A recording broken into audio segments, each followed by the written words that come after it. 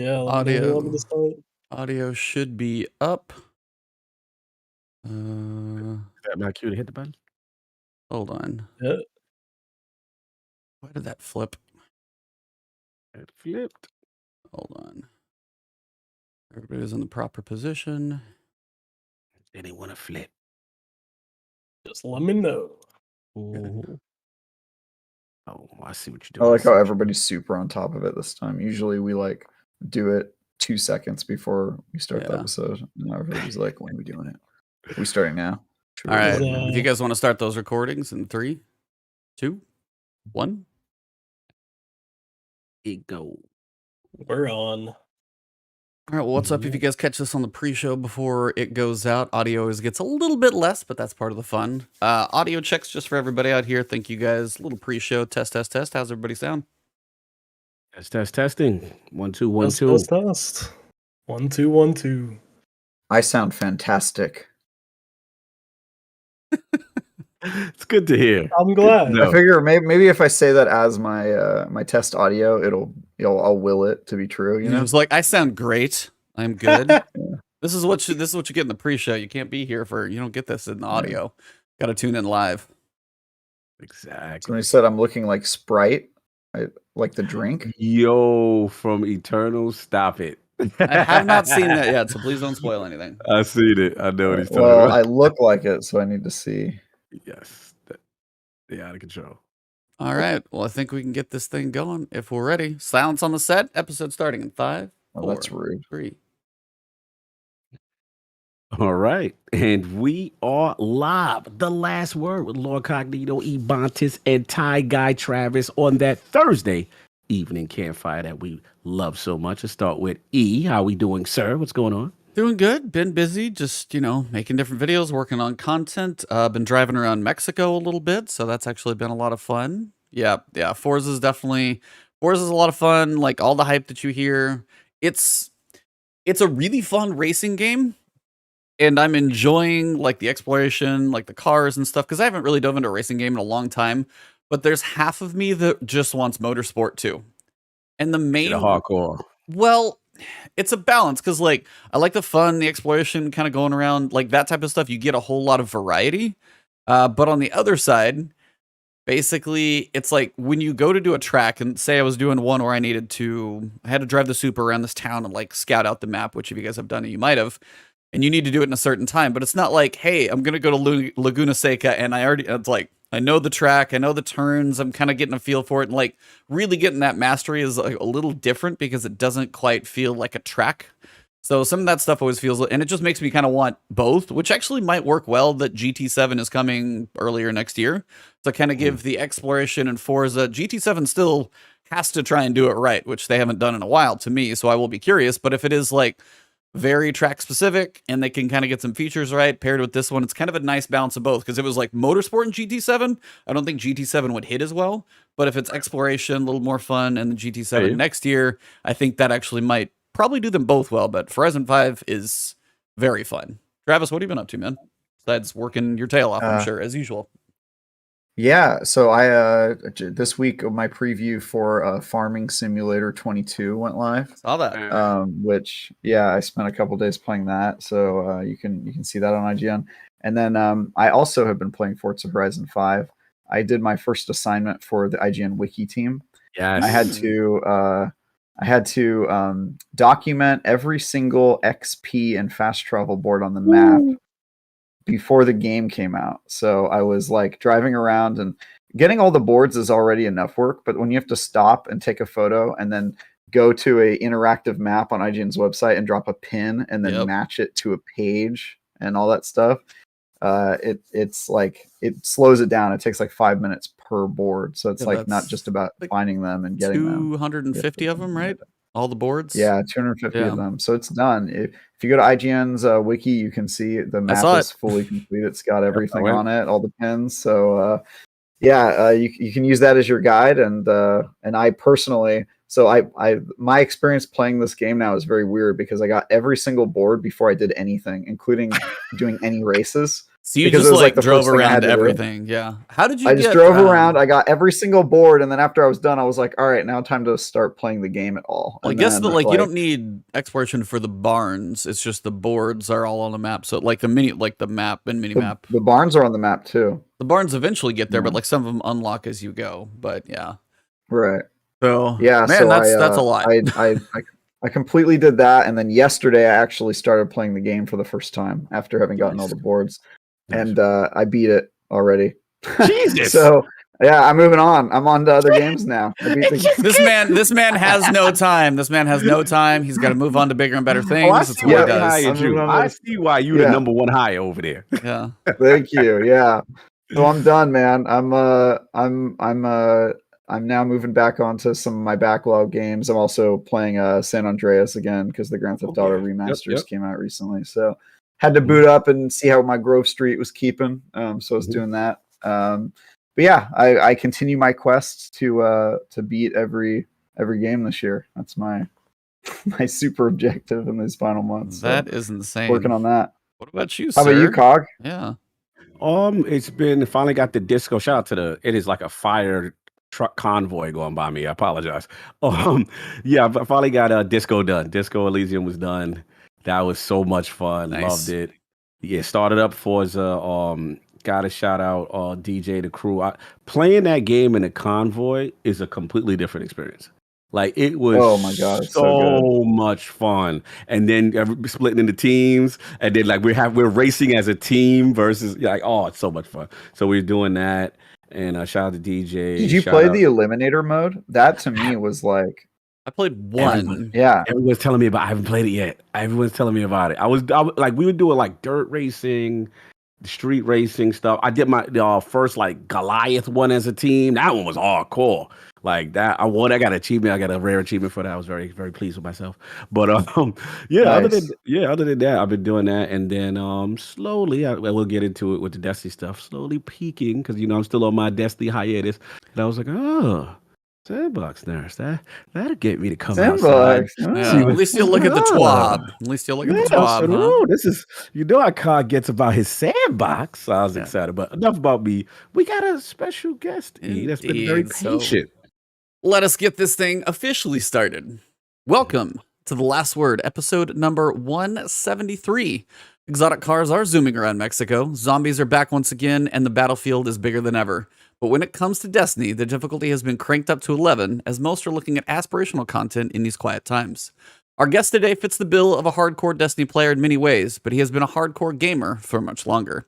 Multiple clears of old school RPGs and elite skill in many FPS games throughout the years was where he first cut his teeth in gaming. Now you can find him with proving that he is one of the elites in most areas in Destiny 2 because he has some accolades that most of us would never dream of. So let's welcome a man who got so excited about a Destiny trailer he got in trouble for it, holding of many of the rarest emblems in Destiny, student of the all-knowing Bife, owner of over 1,000 GrandMaster clears, and holder of some kind of record of 70 hours of GrandMaster carries in 1 week. An actual fan of Gambit, which we have to question here in just a little bit. Whoa. And making his social media swan song for this time before heading off to become a Riverhawk and hang out with Swoop. The one, the only, Swifty. How are you doing, sir? Okay, so how am I gonna you just introed me too good. I'm not that good. You're pretty good. You You're made pretty me good. too good. I'm not that good. But thank you so much for having me. I really appreciate it. Absolutely. I'm doing well. This week has been really eventful. As you three know, my Discord got hacked this week, and it's been really a stressful time. It's been very difficult dealing with Discord support emails and just trying to get my account back. For you, brother. So that's just how you know you made it when when they're out here hacking you, man. out here trying to get me, trying to bring a great man down. Exactly. All of these feelings trying to hack a brother. It's been an interesting situation, but no, I really appreciate the introduction. As you said, I play Destiny a lot. I play Destiny a really, really stupid amount. I'm on the game 7-8 hours a day, just grinding out. And my favorite activity, at least until recently, was GMs, Grandmaster Nightfalls. Ever since season 1, I've always had an eye as more of a Sherpa, somebody who helps out other people. And Grandmaster Nightfall just seemed kind of like the next step for me, going into that area where just get 2 people in the fire team. I know the strats. I'm a pretty good player. Just, help them out a little bit, Nice. And that's kind of... I've been a Destiny fan for a long time, but Grandmaster Nightfalls is definitely where I feel like I peaked, Nice. as far as my interest in the game and kind of showcasing my skills. So Yeah, man, taking it back a little bit within at least the Destiny stuff, and then we'll touch on a couple things kind of about your history. But I know I kind of joked about it on the intro, but you got to tell more people, because I know how you got in trouble because of Destiny, but you've got to explain this whole situation that a trailer caused you to get kind of busted.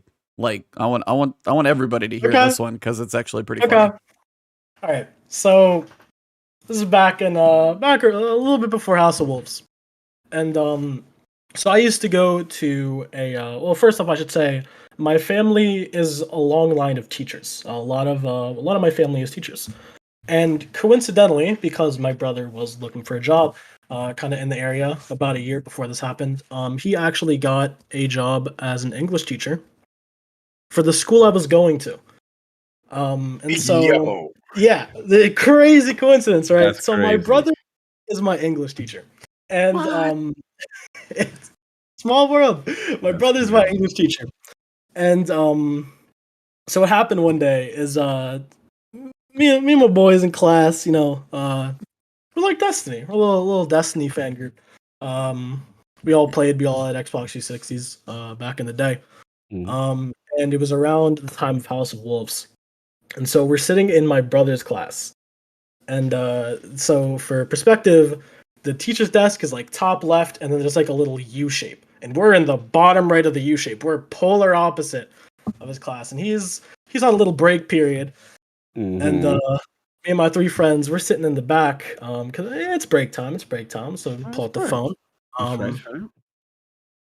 And then we see that Bungie drops the House of Wolves trailer. And we're hyped, man. We're like, this is going to be good. But we're in class, right? So it can't get too loud. So bottom right of the class, polar opposite from my brother, who's my teacher. We pull up the video. We cuddle together a little bit, pull it out, start watching. And I was a really hyper kid. I had ADHD. You can already guess where this one's going, right? Oh yeah. I might have been a little bit too loud. Got my friends kind of hyped up, and we actually got written up for it because we were kind of like screaming in the back of the class. You were kind of screaming. Just a little bit. We were kind of screaming a little bit, and so my brother notices it. It's like, what are you guys doing? And we got written up for disturbing the class. That's one of my fondest memories with Destiny, at least trailer-wise anyway. I just find it, looking back, I just find it so funny. Such an endearing memory. Can I ask a follow-up question, Swifty? Yeah, go for it. Did you say that you and your friends played Destiny on the Xbox 360? Yeah, Xbox 360. I knew this was this is fascinating because I actually have been looking for somebody. I've been looking for somebody who played Destiny on the Xbox 360 because I didn't know anybody who did for basically the entire time that Destiny was around. Like, Really? I think I had some friends who didn't have an Xbox One, like for the first couple months, but then after, like, it came out in September or whenever, and then by December, everyone I knew had an Xbox One or a PS4, and I just never knew anybody who played on the old console. Yeah. Well, I hate to break your case here. I did play on the 360, but I didn't stay on the 360. This happened when we were on the 360. Okay. House of Wolves, second expansion, still on the 360. When Taken King came out, Taken King came out, got PS4. Okay. When Curse of Osiris came out, went to PC. So I've been on all 3 kind of playing grounds. Yeah. Oh, and you've had to create 3 characters all from scratch. Huh? Well, as of right now, I have a Stadia account, and I also have a PlayStation 5 and an Xbox Series X that I bought. But those are all linked, right? Before you were just starting from scratch. Before we had to start from scratch. Yeah. Start from scratch. Start from scratch in the friend game too, not just the end game. Oh which, yeah, it was a real stinger to kind of lose your friend group and have to. Oh yeah. have to kind that's of make true. new Yeah, I friends. didn't think about that. Yeah. No, it's real. It's real. I know the life. When I went to PC, it was start over. Couldn't believe I did it, thanks to a certain co-host here. But it's neither here nor there. I wanted to ask you a question, something before Destiny. I know we're gonna get into a lot of Destiny talk, but a game that you had on your gaming history that was very intriguing to me because I am Lord turn-based. I love turn-based games, and I saw Final Fantasy Tactics Tactics, on man. there. I was very Yeah. impressed. Let's talk about that. How did that whole thing start? So, the first ever gaming console that I ever got to play with, obviously, I never got like a DS until later. And so my older brother, as a kind of a hand-me-down when he got his DS, he gave me his Game Boy Advance Color. And he didn't have like a too extensive, too many games on it. I think he had Dragon Age, and then or Dragon Quest. It was called something. I didn't play it much. But of course he had Pokemon Red, which I definitely loved. But the main game that really hooked me, and I was like, man, this was before I was 10. I don't know how I had like the mental power to play this game as efficiently as I did. But the main game that kind of hooked me was a little known Square Enix game called Final Fantasy Tactics Advance. In this game, it is a turn-based RPG, kind of level up your characters, select different classes, gather equipment, improve your characters, use spells, abilities, magic shields, cool shit, right? Like, I was enthralled by this game. And for perspective, this game is really long. Like, if you were to run through all the Destiny campaigns, a run of Final Fantasy Tactics Advance maybe 2.5 times as long as that, which obviously, like, kind of a low bar, just due to how short some of the Destiny story stuff is. But as far as like story content and gaming nowadays, this is a pretty long game, and I'm confident in saying I beat it about 8 times, all the way through. Jeez. And this That's is like a lot of time. this bigger than was kind of Travis. like the start of my gaming, gaming history. Is like I would wake up just to get on and do another run of this game. It was so fun. It was so great. I loved it. And that really got me hooked into gaming. That's what's up, Kind of brother. Yes. my Salute to origin you. story there. Salute to you because I definitely had to shout it out because it's rare that I see another turn-based brother. I feel like sometimes I stand alone on that genre. I don't feel like people pump that genre up the way I love it. I know, Trav, me and you have it. Say I don't eat not as much, but I remember it's funny now. Well, I played like Heroes of Might and Magic growing up, so I was like, I played some of them, and but I was like, I haven't as much as I've like progressed on. I used to more, but I haven't played them in a long time. I haven't stuck with like XCOM and all the more recent ones I never got into. I just kind of missed that whole train. Another reason why I brought it up is because 50's kind of like a disciple of Bife in my mind, right? So it's like, and remember we had Bife on, and me and Bife were vibe because I didn't know Bife liked turn-based either. Then he was talking to XCOM, and we just went into a whole tangent. Oh, Bife really likes turn-based. I learned that about him really quickly. I didn't know that, brother. I didn't know that. Shout out to Addict trying to gatekeep Final Fantasy Tactics. It's my goat cog, not yours. Like I'm not allowed to like the game. Only Lord Addict is supposed to love the game. Can't be yours. Can't be yours. Yeah, how dare I like it? By the way, I think he had a super chat earlier. I don't know if you missed it. He did. Shout out to Lord Addict with the $2 super chat. He's like, how do I get him to do more push-ups? You got to stay till the end. I will do some. Even though I literally just did push-ups. I literally just did push day, so I'm barely gonna squeak. I'm gonna try and do a set of 10, but yeah, we'll see. Save that to the end. Oh man! But anyway, let's get into these questions. Anybody, we got some more stuff for this. Travis, anything you want to know about our fun and intriguing guests so far? Yeah, how old were you when Destiny came out? So we're talking beta or we're talking official release? Because the first version of Destiny I played was the open beta, and I believe at that time, I mean 7 years ago now, so 12, 13. Oh, wow. I feel so old. I feel so old. Yeah. Like so old. Wow. I was honestly just doing that to get that reaction from you. Yeah, Cog, thanks. So. Appreciate it. Shamed us, Loki. Yeah, no, I was like, I figured no that's further where questions, Your Honor. I rest my case. that's all he needed. That's crazy. Be like, how old are you? I'm twice your age. What a fucked up day. That's Bro. crazy. And there comes the. I was taking any opportunity you can to remind the old men of this call. Yeah. That is crazy. That I'm is just good. good jab, picking bro. It was a either. good It was jab. honestly, That is all we yeah. got for the Yeah. last word. Thank you guys very much. That's where we're going to wrap it up. No, I'm just kidding. We'll get through the demonetization. It's too late. I missed my early bird dinner, so I got to make sure I go get my beauty sleep. You used to get that honored citizens discount. Yeah. Yeah, hold on. Let me go get my insure. And, Yeah, about 20 minutes late to bed. Yeah. Might have to scoot Yeah, over away from the Cogs, microphone, old man. Cogs depends have needed changing for a while now. So savagery. Anyway. I will What you say got, the E? nice thing about my chat, though, typically, and I don't know what caused this, maybe just because I'm on the calmer side, not like crazy animated guy. Half of my chat is like my age or older. It is weird that like I've got a more mature chat. So shout out to everybody who hangs out because, yeah, I swear half the time I'm like, oh, I'm old. And they're like, not as old as me. I'm like, okay, fair enough. Bring it back. Making it cool. But yeah. it's because you don't floss dance on your channel, man. That is true. I would look like a fool trying that. My wife, she can dance. Me, I'm going to leave that to her.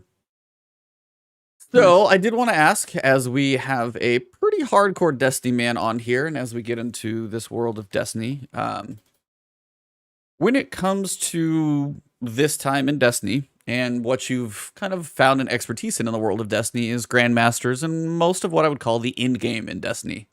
Yeah. And I wanted to ask you, because we had this topic before and kind of see where you were at. Where are you at with regards to what Destiny has for an offering in the world of in-game, the rewards, Grandmasters, things like that? Do you like where you're at? Do you like what the difficulties do? Do you think the juice is worth the squeeze? All that type of stuff, basically. Where are you at in kind of Destiny's in-game at this point, since that's what I would say your mastery kind of falls in? It's too easy. Trav's gonna Plain like these simple. answers. Trav woke up. Trav's He like, was yo. oh. He was like, this is the show I'm ready for. Yo, I love when someone agrees with you. Travis Your leans forward. He's energy like, hold goes on. through the roof. So my main statement in regards to Destiny's difficulty is it has a different kind of skill gap. With most games, like World of Warcraft, for example, like Mythic rating, which I've never done personally, but I've heard a lot from my friends about, is that mechanics are still hard to perform consistently at a higher level. Destiny doesn't really have that. So the main skill gap in Destiny isn't skill or mechanics or how fast you can click keys in your keyboard. It's knowledge. Once you understand the strategy, people of much less mechanic skill than you'd think are able to consistently complete aspirational content. I believe there should be stuff that is in the game that is more tailored towards players, where repeated clears, repeated difficulty, repeated activity, repeated progress is something that is consistently hard. And obviously, it's a no-brainer. The more you do something, the easier it gets for you. It's just a universal fact of life. Speak it. However, Destiny to me currently feels like a place where if I understand what to do, I will not have difficulty doing it. And that's kind of something that really strays me away from the idea of calling Destiny a difficult PvE experience, is because all I have to do is learn how to do something. I don't feel like I have to perform. I never feel like I'm put on the spot. I never feel like there's a hard DPS check I need to hit. I never feel like I need to overcome as a player. Okay. I just feel like I need to inhale kind of the knowledge of what I need to do, the best, most efficient way to do something. And it can be reasonably expected of me to complete that every single time I run it back. Like, I've done this, right? Obviously, we know I have 1,000 Grandmaster Nightfall clears. You know there's a problem when you are double carrying people through Proving Grounds and you don't wipe in 30 runs. There's a problem there. I am taking people with little, like, less mechanical expertise, less knowledge, less understanding. Sometimes I'm taking people through their first Grandmaster Nightfall. Or sometimes I'm taking people through their first Master Raid. Whatever it may be. And if they're able to competently complete that activity, I think there's a little bit of an issue there, personally. And I don't mean that for that to sound elitist or gatekeeping whatsoever, because I love, and let me just say this, I know you guys are tired of talking about Trials. I'm totally supportive of the move for Trials to go towards more people can get flawless. I love that. I love it when lesser skilled players and the less hardcore are able to triumph. And I wouldn't want things to change as they are now. Rather, I'd like there to be options for a more experienced, better player to test themselves. I don't want to lock people out of the ability to do endgame content. I want there to be so much hard endgame content that evolves out of this endgame content that can kind of be completed by your average Destiny player, where you eventually stumble into those things that I load into and I'm like, shit, I can't beat this. I can't do it. I need to get better at the game. I've never said that in Destiny in my entire life. Oh, right now. Like, literally, Travis is going to make it a petition to have you permanently a member of the Let's. You're speaking to his soul. Like, this is what he's been preaching. Continue. I hate to interrupt you. You in your bag. You're in your bag. Continue.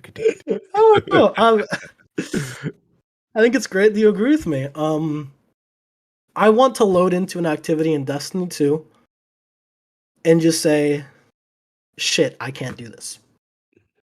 I want to fail. Mhm. I want to see that failure. And I want to get out of that activity. And I want to get as good as I need to be to go back and beat it. I've never felt that in Destiny, and that's something that I believe is sorely lacking. Sorry, Or laughable. is that depends on where kind you of? take it.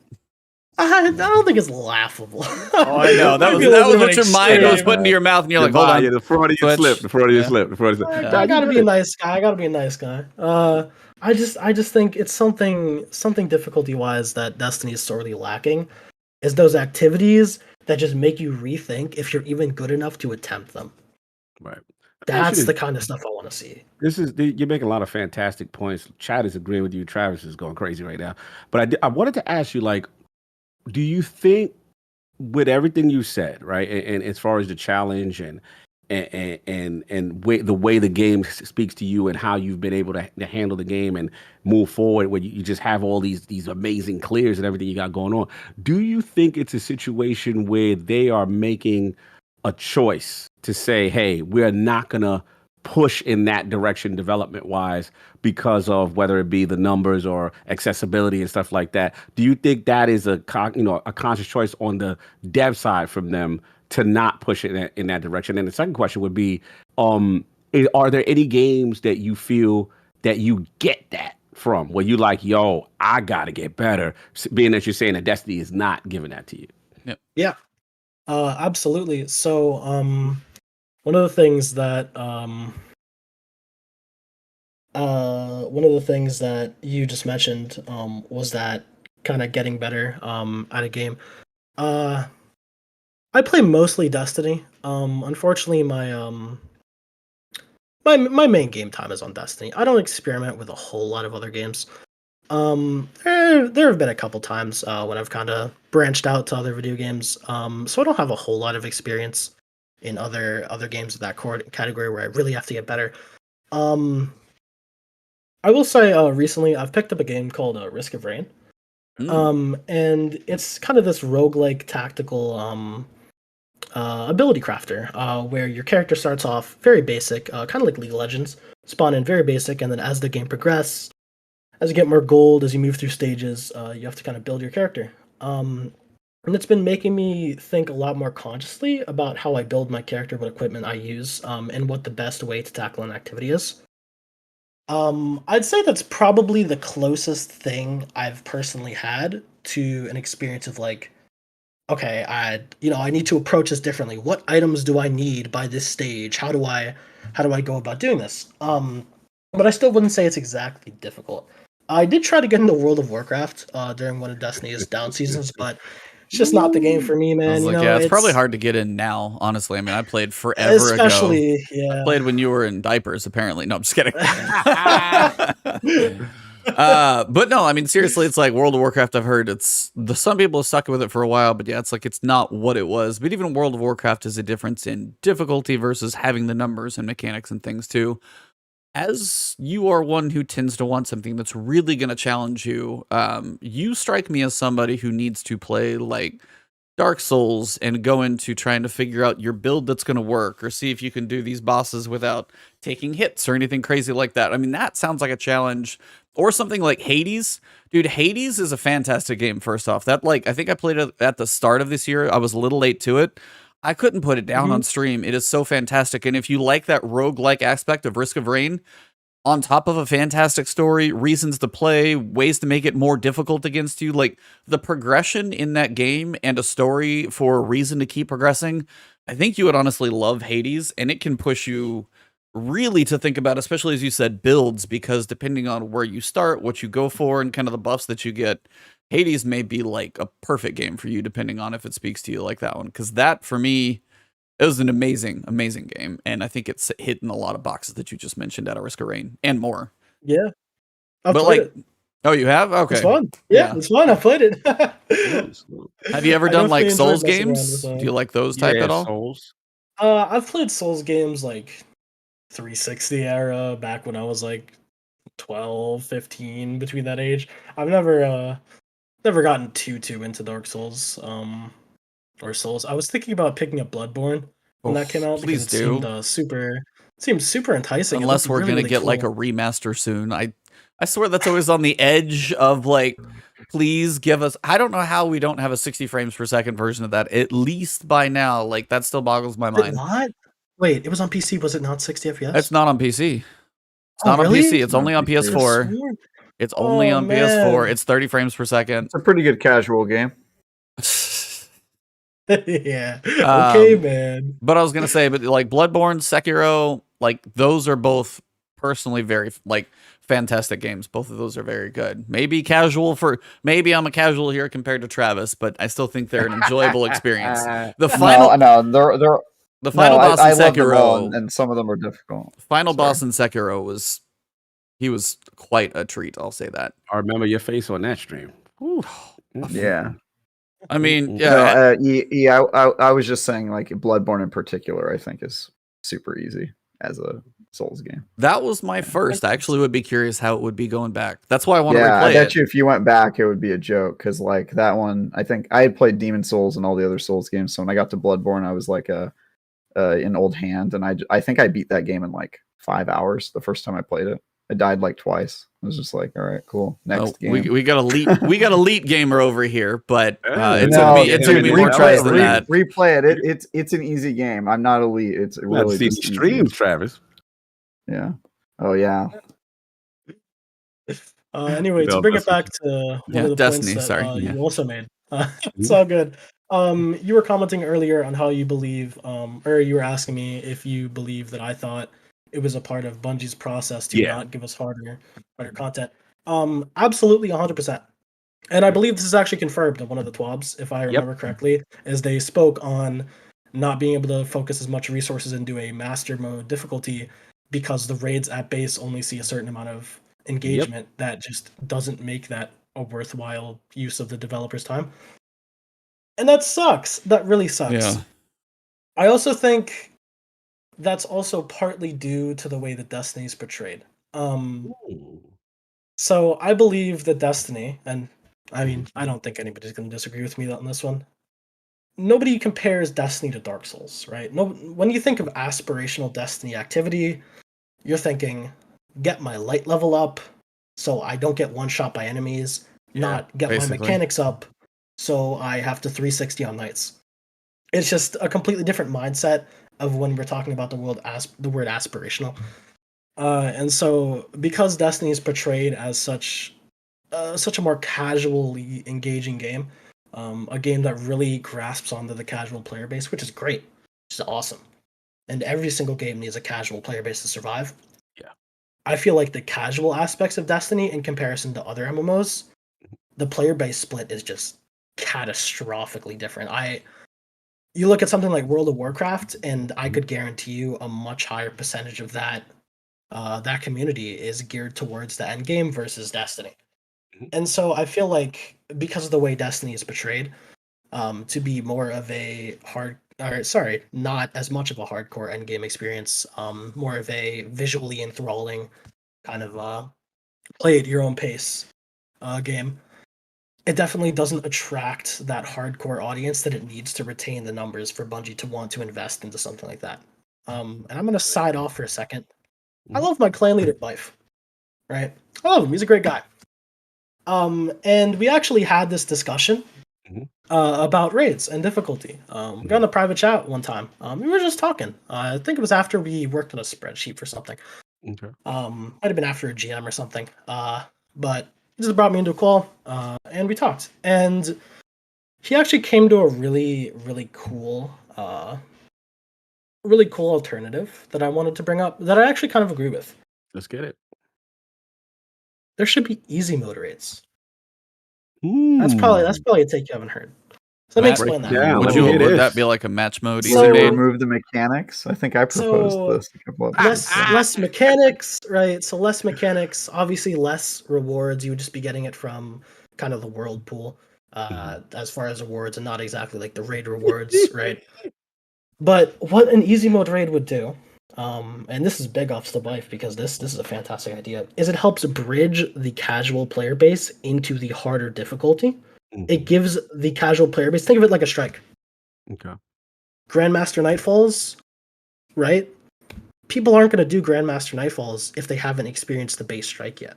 Absolutely. And so when you're presenting strikes to people, then they eventually want to say, oh, I want enhancement cores, I want prisms. I'm going to go do the 1370 version. And then they're like, oh, I like this, but I want adept weapons. And then they gear up and they do the Grandmaster Nightfall. Right now, we're at a state in Destiny where a large percentage of the player base doesn't engage with raids.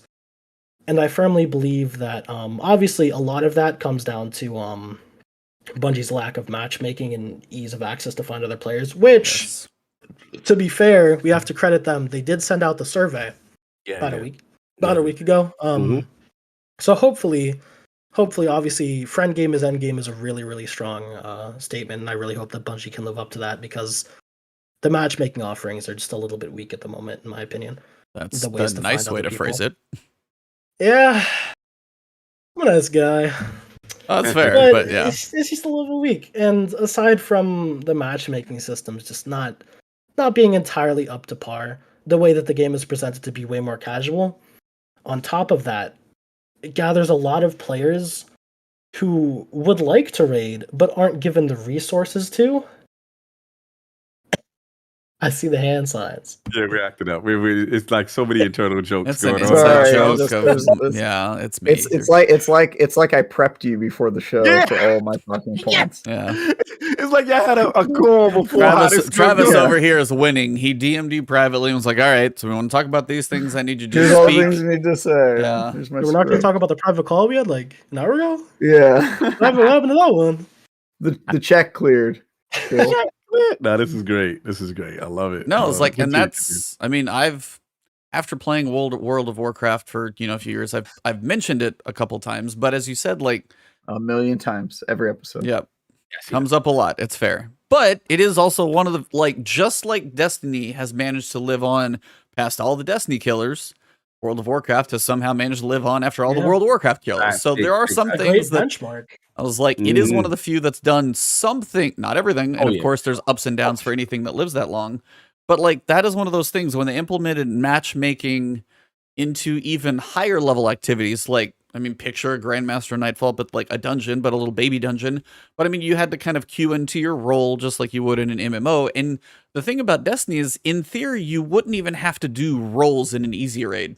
Because the classes don't even take on like tank, heal. There's no such thing. You just all kind of run together. And as you said, if you ran, I'm just picturing like Vault of Glasses in easy mode, you wouldn't have to even use, say, like the Relic on Templar to have that in the middle, but you could do some way to like have enemies spawn for a certain point, and then, after you survive for a while, the boss just somehow drops its shield and you could just do damage to it. So it's like more of a time gate survival thing, and then stay out of the boss's way, and then maybe it's a little longer, and then he moves after a little while, and you got to move. Like, there are ways they could do that with everything that they've got in there. And I think you're right. Like, it doesn't have to be elite rewards. And again, dumbed down raid rewards may not be right. Maybe decent drops or something like that. But a way to have somebody be like, hey, this is the Vault of Glass.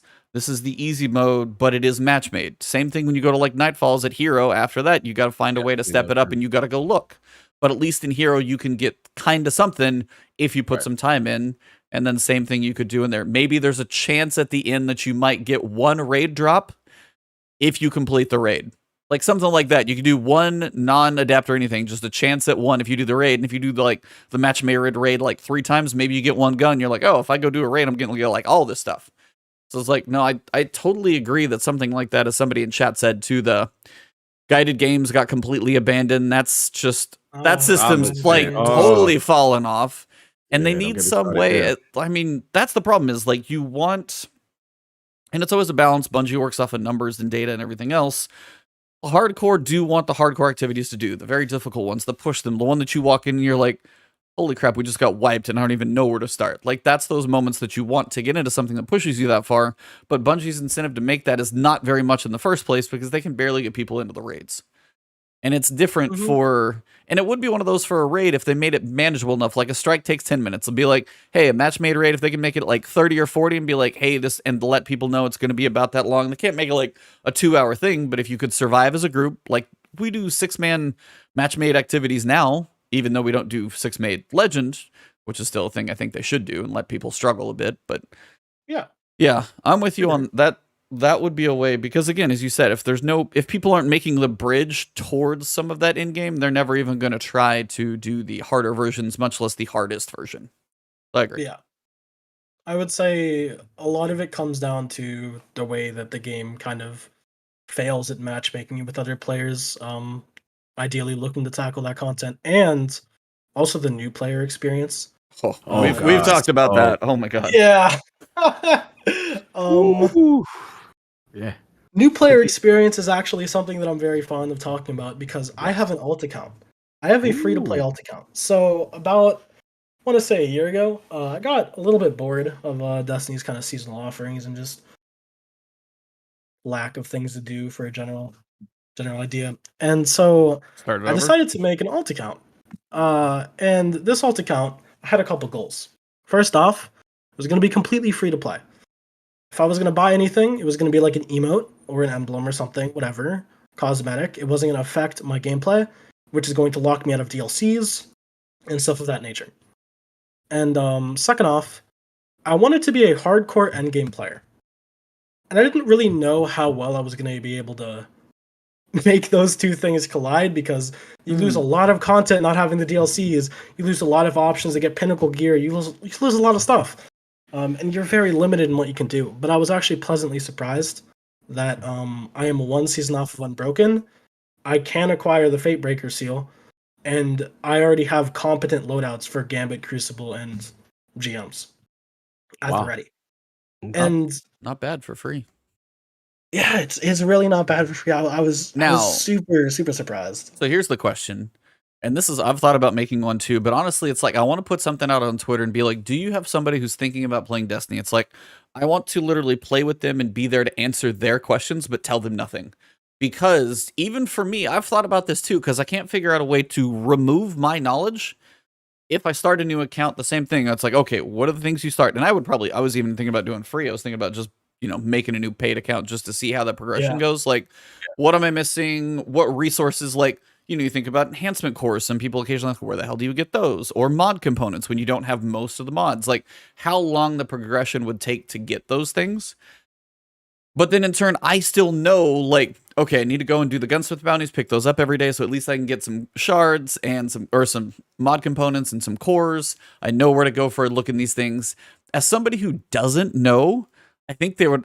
I honestly am very curious to see how confused someone would be who is completely clueless at this game. Because I've thought about doing what you just said you did, but I was like, but even for me, I'm like, how do I take out my knowledge and play stupid? Like, I want my wife to play. I've joked with her. It's like, I want my wife to play, and I can answer all the questions. But I was like, I can't tell her anything. Now, she's not a shooter, so it's like that'd be a whole learning curve in itself. But like, just the lack of knowledge in Destiny and see how clueless somebody is.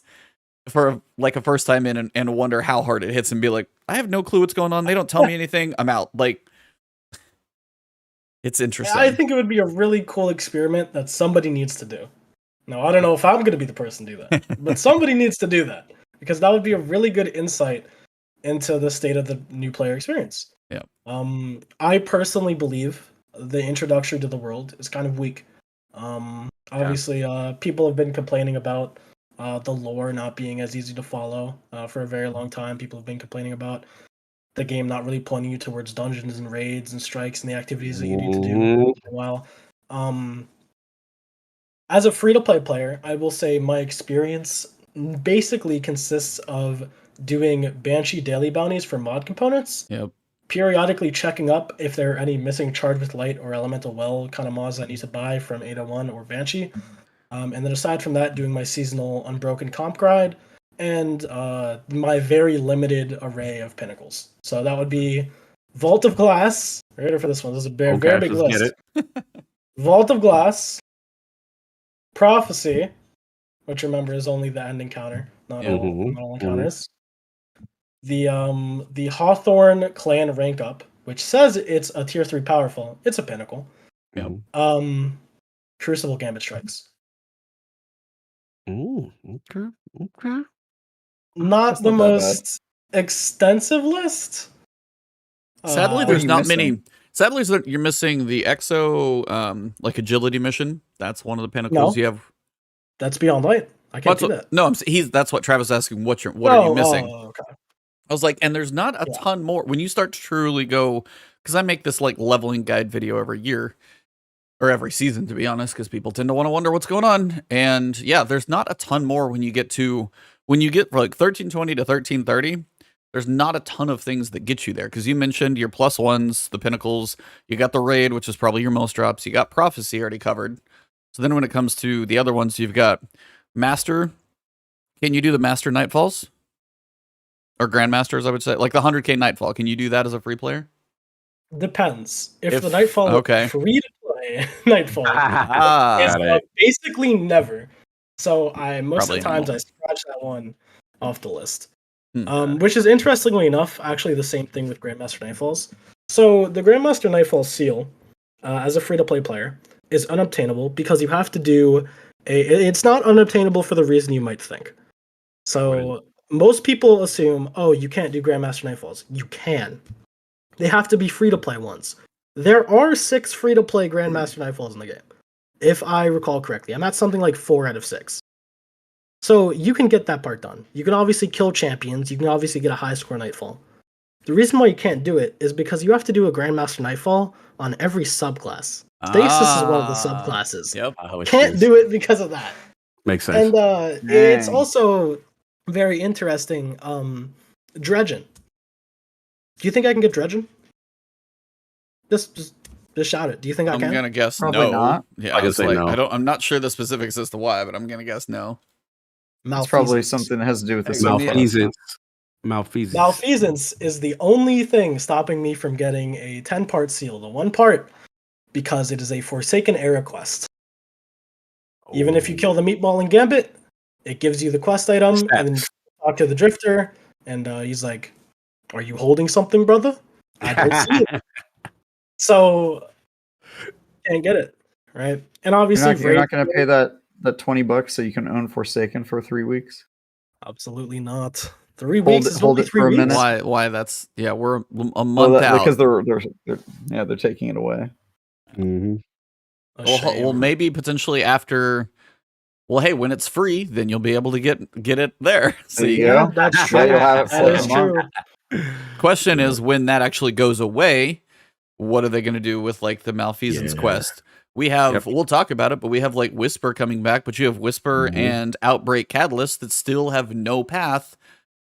Even if you grind for the weapon through, say, the kiosk, you still can't get the Catalyst. And just put it in the game. I'm going to say that now before we get to the 12. Just put it in the game. Like, I feel like they're like, okay, here's a new season. Here's like 1, 2 Catalysts. That's it. No more. Just 2. And I feel like that's how they're like slowly doling these catalysts out. And I don't know if it's like the testing that gets to be an issue or whatever. And they mentioned something else for some of at least the orb generation. But those two, especially just because they've been in there so long and the catalysts already exist. Like the function is there. People just can't get it. Just make it drop from Lost Sectors, Nightfall. I don't care. Just make it drop somewhere in the game. That's just random offshoot. Sorry. Yeah, I agree. I feel they were kind of doing it. I felt like each season I do a strike and randomly get some catalyst. Yeah, you get like one or two when you start a new season, and that's it. Yeah, but those ones. What would be the most annoying thing for them to attach it to? Catalyst drops. How about every time you delete an item in your vault, you get a chance of the catalyst drop? I got a lot of chances. I got a lot of chances. But I also don't want to delete everything either, so that's a They problem. could pull a Leviathan's Breath and lock it behind Wrathborn hunts. That would be quite the exhaustive way to Oh, get it. amazing. Oh. That's a great idea. Love Wrathborn hunts. Great The idea. one and only time I have interacted with Wrathborn hunts is before day one Vault of Glass to get a deafening because of breach and clear with wave frame grenade launchers was crazy. Mm. And also at the time, this was my favorite gun for the season because of the mod that let you make Warmind cells with void explosions. And so you basically had Martyr's Retribution on Sunset in the current meta with breach and clear.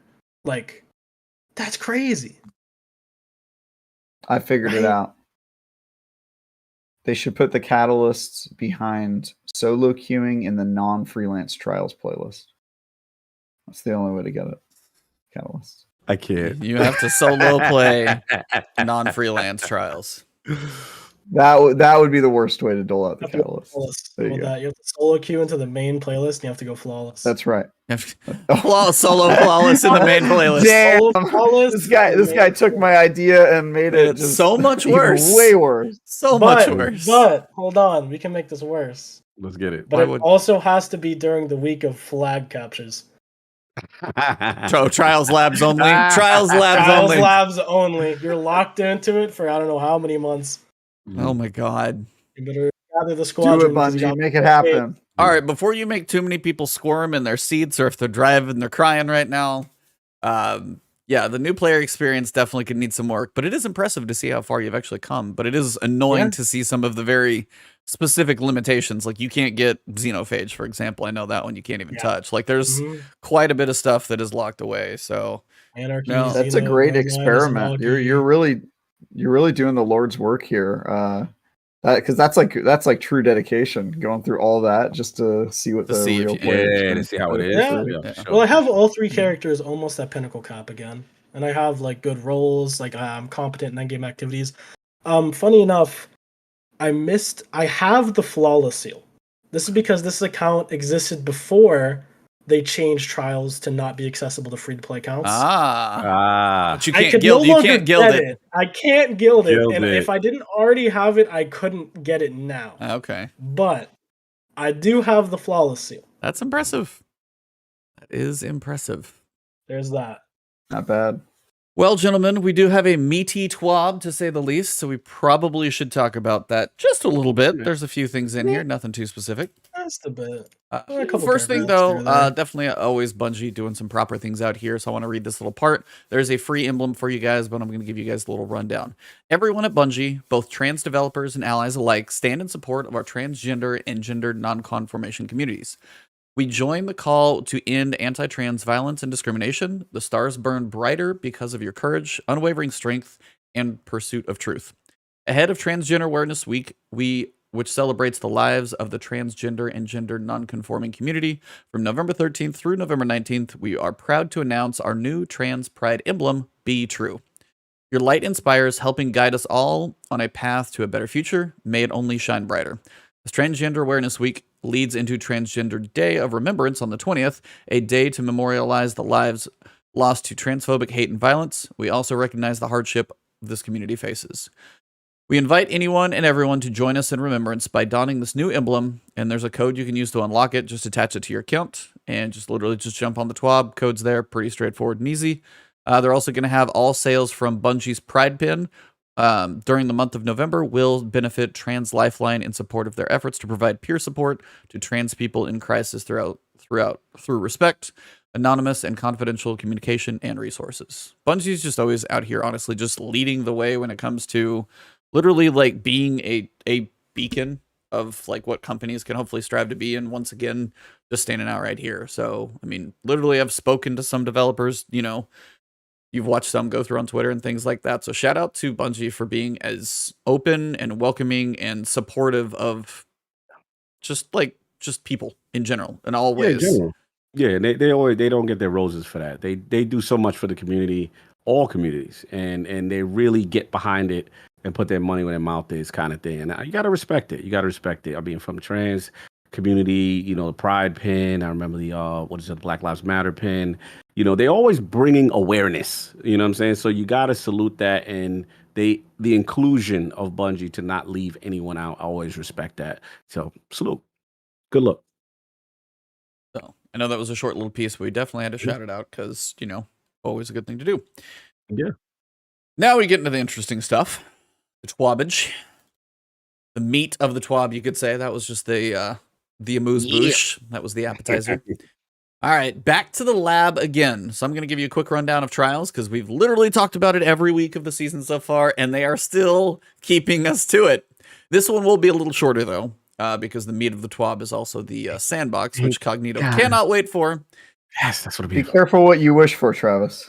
I want to talk about trials every week. I know, right? That's true, right? Yeah, that's true. That's true. We want PvP to be a focus. All right, here you go. They're like, here you go. You want PvP? We are not going to shut up about it. Exactly. PvP sandwich. So, coming up this Friday, tomorrow, depending on when you're catching this one, they are going to do trials labs, and they're going to revisit the capture zone trials. Same pieces are going to work for 30 seconds after the round starts. A capture zone is enabled. You can see where the round is going to, where the round is going to be from the start of the round, including the timer. Capture zones start in the middle of the map in the first round and will change locations. Differences this time. They have a stronger map for trials, which is Endless Veil. Rather than rotating through points that give one side an advantage or the other, they're all going to be neutral zones. So if you picture 3 lanes, it's just going to be on the middle of those lanes probably. And players no longer get super energy when capping a zone, either before or after the round ends. People were just like kind of sandbagging on them after a little while, or piling on basically. And the matchmaking is going back after the, cumulative win thing that was trash fire on Twitter, which we talked about last week. It is going back to card-based matchmaking only, and the flawless pool will return on Sunday at 10. Also, with Trials Labs, you have 2 times reputation. So if you're looking to get some of those engrams, some armor, unlock some of those, this is definitely a weekend, and Trials Labs will be an interesting experiment. But yeah, definitely, if you're not going for a flawless card, by the way, my advice, use the Passage of Wealth, I think it is, because you get bonus reputation for the whole way through. Yeah. So you may as well use that unless you just plan to go flawless, because if you're just trying to solo queue in, probably not going to happen, so you may as well get the reputation. Good point. Good point. I always do that because I'm not going flawless by myself, at least. If I find people to randomly play with or I jump in a backpack, that'd be different. But by myself, wealth the whole time. You guys have any thoughts about this one? Are they good changes? Are you curious to see? Is Trials just like, are you done with Trials at this point? Og, are you even going to jump in? I'm so exhausted with Trials. Look, the weekly tweak, the weekly tune-up. You taking it card, we're going to, to Pet Boys. We're doing this is what this is. Like we're doing this, we're doing that. Yeah, you put the car on the rack. This is what we're doing. You know what I'm saying? So I'll jump in. It's back. It's not Iron Banner. You know how we do, and I'll see how it goes. I really don't have too much to say on it, but again, in defense of what you said, I can't complain about they don't pay PvP any mind, and then they give it to us, and they're at least trying to do something which hopefully gets to our nirvana state of PvP balance and rewards and what we want. So that's all I got on it. But I was curious about Trav and of course Swifty. I'll take it off then, I guess. Yeah, go ahead. I didn't like Capture the Flag last time. My main grievances with the idea was just that it promoted really passive play. And so, to be fair, the ideology going into this was that Bungie specifically stated they wanted to reduce the amount of blowout games. No more 0-5s, no more 5-0s. So that people felt like they had a chance, people were winning rounds, so that they were making progress towards their trials loot, right? The issue that I found personally, and I know a lot of other people had very mixed opinions. Some people really liked it, some people really hated it. I'm kind of in the middle. But more so towards the no side of things, simply because I felt like my games were a lot more passive. If you were ever to get the advantage on your opponent, spawning the cap point in their spawn just led to a lot of stag rifts and a lot of nonsense, a lot of passive play, which, to be fair, is Trials in a nutshell anyway. But I'm just not the biggest idea. I think it's really good that they're using Endless Veil. That's a pretty decent map for Good this, map. in my opinion. It's good. Map. One at Temple, one at Mid, one at Shrine. Also, definitely better than Wormhaven spots for sure. And not getting super energy is very good. Yes. That change needed to happen, and it Yes. happened. Props to them on that. That's basically just my overall thoughts. Is I appreciate that they're experimenting with it again with some different parameters. I don't foresee it going a whole lot better than Wormhaven Week. It could, not sure. Let Travis talk though. Yeah, I didn't actually get to play last time there was a capture zone experiment. I can't remember what was happening that weekend, but I couldn't play. So I will probably play this week just to check it out. But yeah, I heard kind of the feedback on Twitter that the games are really passive and that the mode was imbalanced. And I'm interested to see how things go, but I'm still an advocate for. I honestly thought the bomb assault was a better mode for trials because that forces at least one of the teams to not play passively and sort of like get up in the other team's face. I am glad that they're trying different modes. I think that the mode they have for trials is a little tired. I also think it doesn't really match how the game mode is curated now, right? Like the whole elimination is sort of meant for people in fire teams working together and having like this ultra sweaty experience. And now trials is a lot more casual and it has people that aren't in a fire team, and not being in a fire team, as Cog and I have learned over the past weeks, and E as well, who's also played freelance. The elimination mode does not really lend itself well to three people who all are not talking on mic, because one guy runs off and gets picked and then the other two people just get destroyed because their teammate was trying to Rambo it. I don't think that really works with that mode. So I think they kind of have to find a new mode if they're going to keep trials casual and have matchmaking in it. Then the mode that they built isn't really designed super well for that. So I am glad that they're trying new stuff. But yeah, we've talked about trials ad nauseum. I think people know where I stand on it. It's probably not a mode that I will play as often now, just because it's a little bit, you get through it really quickly. There's not anything I need from it from a loot perspective, and it's also not incredibly compelling from a competitive perspective because matchmaking is such a crapshoot. So yeah, I'll definitely play it this weekend though, just to check it out and see how the capture zones work. But that's it. No, that's fair. Yeah, it's like it'll be an experiment. I think overall, at least for them trying the capture zone, the changes they made seem positive, at least the ones people were asking for.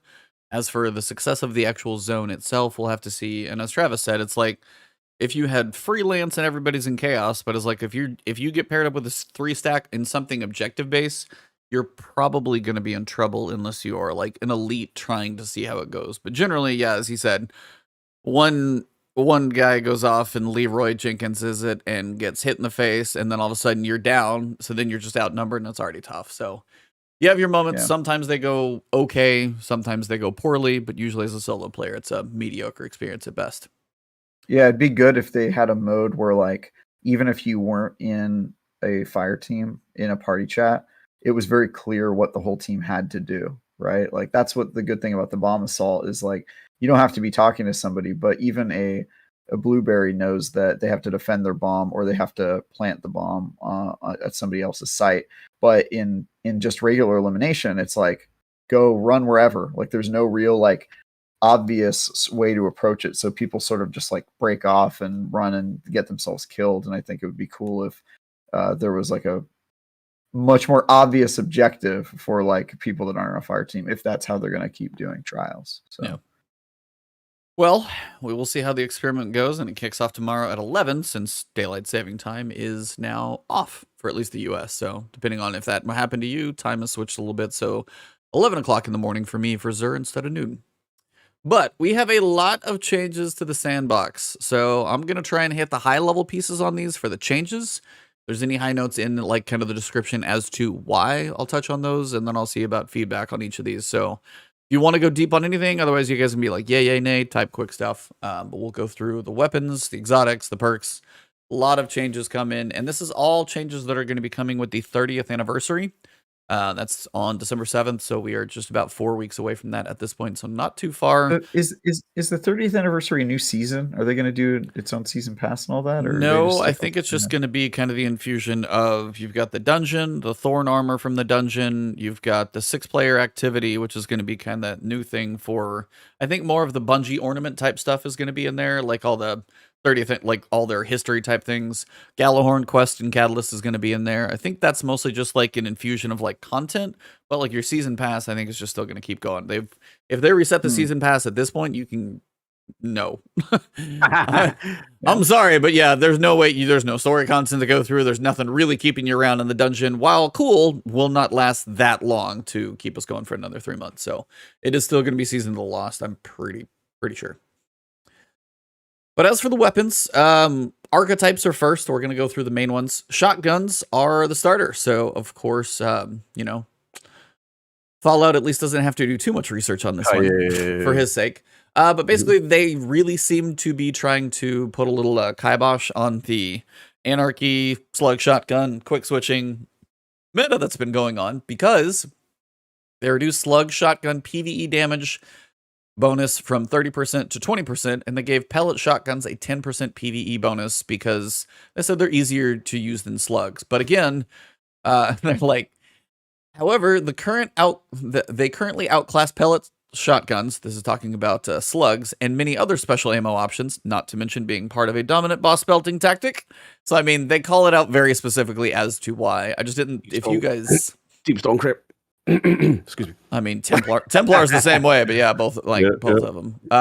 Do you guys see this as like too much, too little? You guys okay with this change? Do you even use shotguns that much in PvE outside of just the boss melting slugs? I don't think the slug shotgun nerf was entirely necessary. So part of the reason why slugs were so good is because you could pair them with Anarchy. Anarchy got a big reduction in the damage that it was doing to bosses. This combo is still very effective and very good, but especially in a season like Linear Fusion and Fusion Rifle City, you're not really seeing slugs baking bosses at the moment, because we currently have a 41% debuff for fusions and linear fusions, right? Yep. I think overall, for the state of the game, I understand why slugs would get nerfed, but I'm very supportive of pellet shotguns getting a damage bonus because they are quite literally irrelevant in the current meta. Yeah. And they have been for ElGato Shoddy, the last non-slug shotgun that was good in this game, so before Beyond Light. Yeah, it's the pellet shotties needed the love, man. Slug shotties, the damage PvE bonus from 30 to 20%. That's a 10% damage loss. That's a lot. Would it maybe like to see it down to like 5 or something? I think that's a little bit much. A little steep, especially as something's about to get a buff in the next one. Yeah. It's just, it seems a little bit unnecessary for a 10% damage nerf, in my opinion. Yeah. So, feels kind of like, gives the same kind of vibes as when legendary snipers were very good. And then in Shadowkeep, they kind of shot those in the face. They kind of came around and gave legendary snipers the teabag, and that was that. Yeah. I gotta go off on a random tangent though. Let's go. Okay. Vlad had mentioned something. He's like, "What is the main focus of the teabag? Is it the fact that is it the fact that the teabag resembles a very specific piece of anatomy, or is it the up and down motion that you're doing that is like the teabag in the water? What is the main focus here?" Both. It's equal. It's a perfect union of both. I think the perfect main union of focus to portray disrespect to your opposition Yes, that's through clearly what it whatever means necessary, and is. So it's more the private bag, parts not in the place. action. It's the meaning. It's what you mean when you bag somebody. It's understood that you're giving this guy like the metaphorical "fuck you." You know, like Hold on, let me make note of that timestamp. That We losing all the sponsorship now. Oh yeah, it's all gone now. It's over. I've never had me on the show. DJ. This is your first mistake. No, you're good. But this late in the show, they'll probably never know. The focus is bags.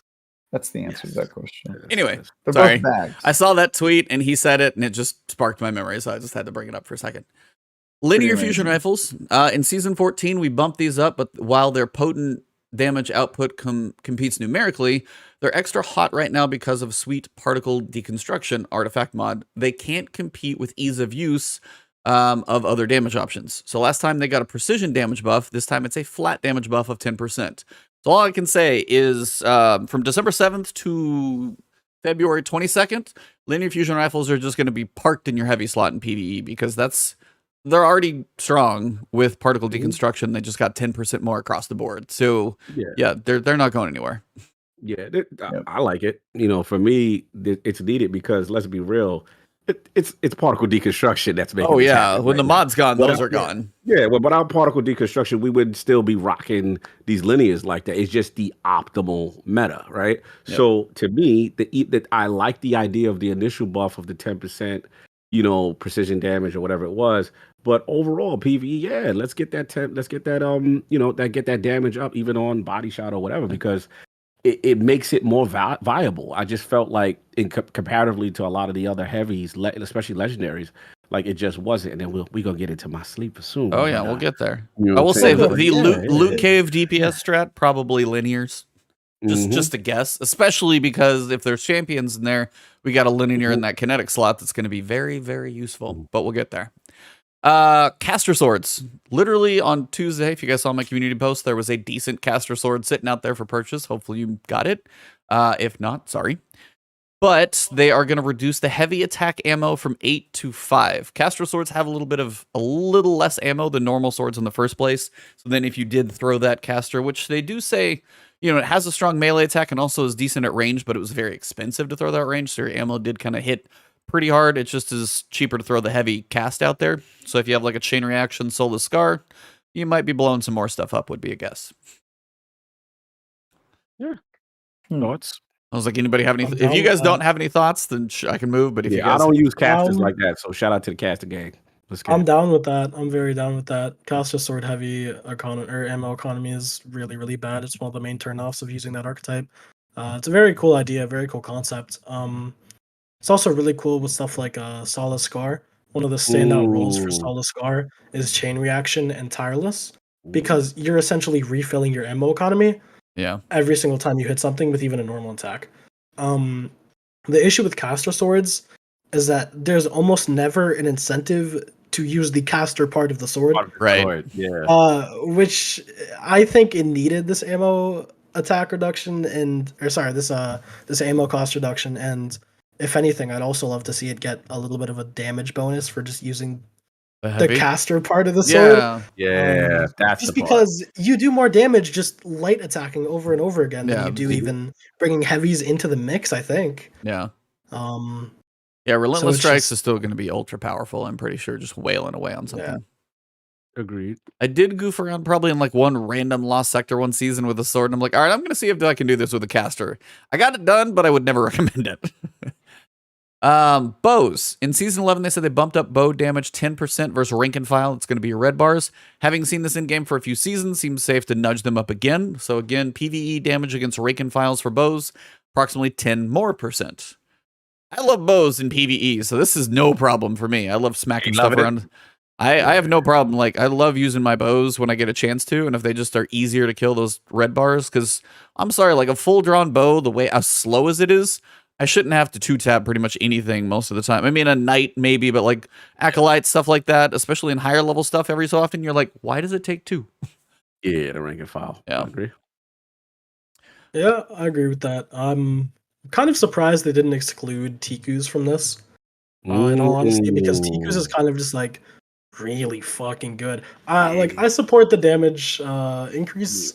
I don't really think it was necessary, but it's welcome. Bows are already definitely a slept on option for PvE general usage, but they're also the best overload in the game. Oh, Uh, 100%. so I'm always for GMs. I'm always running a bow whenever it's the overload season, and yeah, bows are great, man. I love bows so much. The damage increase is really going to get felt on a lot, and Ticus. Oh man, Ticus. Yeah, Ticker's will be nice. I am scared for how good Ticus is Yeah, going to be he's gonna now. be nice.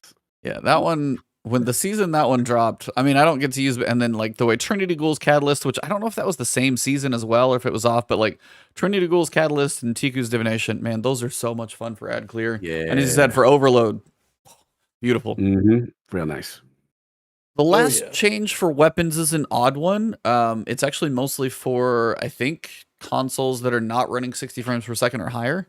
But basically they said, due to an ancient data entry error, hashtag spaghetti code, sidearms and fusion rifle projectiles were non-hit scan. Now, I figured fusion rifles were non-hit scan always because the way they have their the bolts travel, but sidearms were non-hit scan kind of boggles my mind a little bit because I figured most things that fire bullets always were. Behind the scenes, the engine does math, converting projectile from non-hit scan to hit scan if it would cover a specific distance in one frame. If you're wondering how coding the game works, there's evidence that it's a little complicated. So this would only occur running at 60 FPS or higher. Shout out to a specific community that provided us with evidence on this issue. So, okay, I guess, or I could be reading this backwards. Is this for people running like 144 frames it was not running hit scan, or for people on like PS4? Which side is going to get the benefit out of this? Because they basically increased the projectile speed from 999 to 9,999, which basically makes it hit scan regardless. So I'm trying to like, who gets the benefit here? Because I feel like I'm reading it wrong. Would only occur running 60 FPS or higher. I believe they're saying sidearms and fusion rifles being non-hit scan would only occur at 60 FPS or higher, if I'm reading that correctly. So then people with like 3090s and crazy computers running 144 frames, or like 1080, 240, whatever. If you're going high frames, I guess they were not technically hit scan, and now they will be. So apparently high FPS, you're going to feel a little better on those two weapons. Not a bad thing. Seems like that's a proper fix. I believe that's how it's read. I could be wrong. It could be the other way around. I know, it's like, I was like, it's oddly worded, as always, but that's Bungie for you. So got to leave some question marks in the game. Exotics. Now we're going to have some interesting chats here. Vex Mythoclast is #1 on the list, and no surprise. Yes, we overbuffed this, of course. And while it's kept in shot by the peak shot potential of hand cannons, it's definitely melting faces. They didn't want to kill it in PvE, which I am thankful for. So they're reducing the aim assist stat by 25, reduce the linear fusion rifle mode aim assist cone by 0.05, and they're reducing requires 3 eliminations for full overcharge instead of 2. Thoughts from my Vex users, because I'm not one of them. That's me. Let me come to the front of the congregation. Yeah, look, boys, it was a good run. But I don't think it's going to be nerfed to the ground. I mean, this is just my thought initially. I do feel, you know how I feel about auto rifles in general. And in my opinion, Vex is an auto rifle. 100% it is. Rifle. You watch people play, it's just do. And but if you're also getting like particle deconstruction while stacking, I'm watching people do like GMs, and it's just like the auto rifle with range fusion particle. I'm like, it's winning this season. There's no question. Right. My only issue with Vex is a fusion rifle in the same way that tomatoes are a fruit. Exactly. Look, at the end of the day, my only issue with it reminds me of when we had Season of the Hardlight. My only issue was just like the aim assist from distance. It's just too good. Like I'm beating out pulses and scouts and stuff like that from a distance I feel that they should dominate in. You know what I mean? And that was my only issue. I mean, I was benefit of it because obviously I had the weapon, and who I was facing in trials didn't have the weapon, so I had no problem winning every engagement with that. But in fairness, I don't have a problem with that. The aim assist code, I have to be honest, when I'm in overcharge mode, linear fusion rifle mode, I feel it's ridiculously sticky. Like I feel like when I get the stack, I'm not missing someone, and I don't even snipe like that. For the like, linears in general have a pretty generous aim assist. Like Arbalist got toned down a little bit, but Arbalist I heard on console was ridiculous at a point. I think it was console, but I mean linear fusions. Yeah, you can, especially in PvE. I'm like, oh, I'm somewhat above the head. Still pulls to the head on the shot. Like it's not. Yeah, they're generous on the linears for sure. Yeah, it had magnetism, but look, I don't think this is too crazy. I still think it's going to be good, but I'm curious about what Swifty and Trav have to say because I feel right now it's dominant. Yeah, if someone's peeking with you with a good 140 or another hand cannon, they can get you out of there. But for the most part, Vex is going to win those games, and they're not really even talking about the damage buffs with the catalyst and all that either. So to me, it's still going to be good. But I want you guys' thoughts on it. Yeah. I honestly think this is the best way they could have gone about it, and I'm very, very happy with this. The one thing looking at Vex Mythoclast that I didn't want to get changed is how good it was in PvE. Yes. They didn't touch PvE at all. Yeah. I'm very happy about that. If it was going to get a damage decrease, something like that. Agreed. Those are fighting words, right? Yeah, I'm with you. It's a really, really good weapon. So good in PvE. Feels fantastic. Oh. Where them solar shields at? It has the Destiny engine magic. It just feels a Destiny gun. It's great. I love it. Mm-hmm. I think reducing aim assist is the way to go because the biggest grievance point of this gun is its ease of use in PvP. Yes. So you kind of get the aim assist tuned down a little bit, becomes a little bit harder to use, more of a skillful weapon to hit those headshots, especially in linear mode. You point in somebody's zip code and it's a headshot. Yeah, it's like boop. Yeah, it kind of is. Yeah, bro. 3 mailboxes down and you're still getting the head. Like, facts. I think this is the best way they could have gone about changing this gun, and I'm super happy about it. What do you think, Travis? Yeah, I'm glad that they've been giving some of the seasonal aspirational weapons, like raid weapons, their moment in the sun before they get nerfed. I think that's probably like an intentional tactic. I like that because it gives you a reason to like actually grind for it in the season that it's relevant, because you can always get it later, but then you're like an Xbox player getting Hawkmoon when it finally came to that point. God, don't get us started. That's a deep cut right there. Deep cut. Yeah, like who even cares at that point? I was one of those people, by the way. I was one of them people too. Like, pour out some liquor for us because we never got the exactly. We suffered. Mm-hmm. We were never there for the Pinnacle. Mm-hmm. But yeah, I think that's pretty cool, and I agree. I'm glad that they've been keeping these nerfs kind of separate, because obviously PvP is the problem with Vex, and I'm okay with it being gone because I had my fun with it. I got it that first week of raid, so I can never complain. Like I got to use it the maximum amount of time that it was relevant. I feel bad for people who are getting it now, though, because it's sort of like the Hawkmoon situation. Like they're just going to kind of miss the window. You missed the laser tag weekend, unfortunately. Laser tag. Yeah, sorry. E. Yeah. Although, have you been doing the raid every week? Me? No, I haven't. Oh yeah, well then that's kind of on you. I was like, it's personal. No. Can't be complaining about I fully 100% get that, but I will say occasionally I will see a tweet and somebody's like, "Oh, finally got it on my 54th raid," and I'm just like, when I see stuff like that, I'm like, if that is my journey, man, that's painful. But I was like, yeah, I need to raid. Yeah, couldn't be me. Yeah, exactly. Mr. Anecdotal evidence here. Yeah, it's not. That was me last season. Wasn't that Bife's tweet or something? I saw. Never forget Eyes of Tomorrow. Eyes of Tomorrow. Yeah. We all got those guns, bro. I've been. I already did it with Galahorn. I don't need to keep repeating this process. Anarchy, bro. I cannot get 1,000 voices to drop. It refuses. It refuses. Shout out to DJs in the chat. Bro, I go to the chest that somebody went to the following week where they got it. It's just the good old garbage in there. Yeah. It's coal in my chest. Everybody's partying. I got coal in my stocking. You know, so I'm like, come on, man. It's rough, Santa was not going to visit you. Behaving better throughout the year. Yeah. Myself, Bife, and Barb have been doing a full Master Vault of Glass and then 2 Master Atheon checkpoints every week for like a very long time now. I got my Vex at, I want to say, clear 50. Bife got his, I think it was 53. Barb still doesn't have his. Yikes. He's still looking.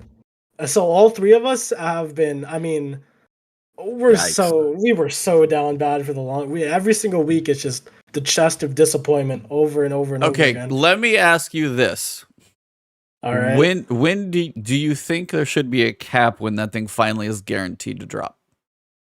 Yes, I think. So here's the thing. A raid exotic to me feels. There's two reasons why this. One, a raid exotic, it should be a skillful thing. It should be like I got rewarded with this thing because I was good at something, right? For one, Vex was the only thing keeping me from getting my Fatebreaker seal for like weeks on end, right? Weeks. Like I completed all when that final Master Vault of Glass challenge came out, I completed that one, and then all I had left to do was Vex, and then fast forward like 2 months, and then I finally got it, right? I feel like there should be some kind of condition where once you've done the raid enough, and they've done this in the past. Apparently, this is a thing with Vex as well, where every single time you get a completion, it goes up by 2% or something similar, right? Yeah, what happened to that drop protection? Remember that? Yeah, seems Wasn't it? busted as all get out. The drop protection actually was busted for Deepstone Crypt. I remember them Yes. tweeting Yeah. for Yes. for Eyes of I Tomorrow. suffered through that. Yep. It was not going up as it was supposed to be. Agreed. And yeah, that was unfortunate. I got pretty lucky. I got mine too. early on then. Me I didn't too. have to suffer through that. I know one of my friends that took 84 clears. We're not going to talk about that. Yeah. Trav. Yeah. It's just I feel like there should be some sort of avenue.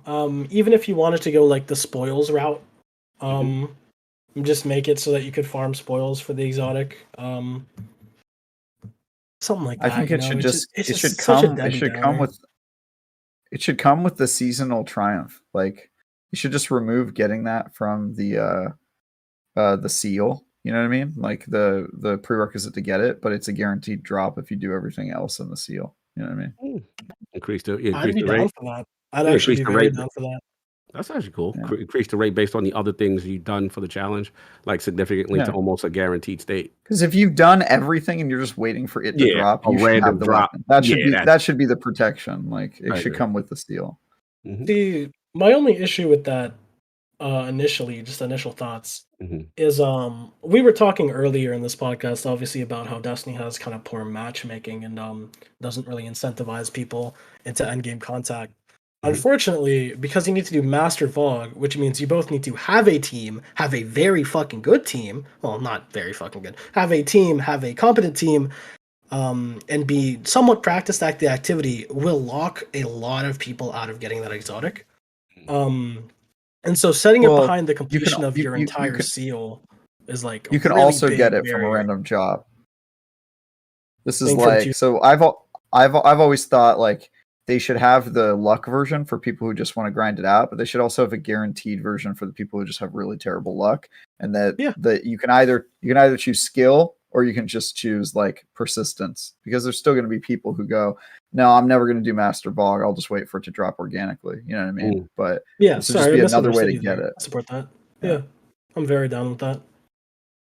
E.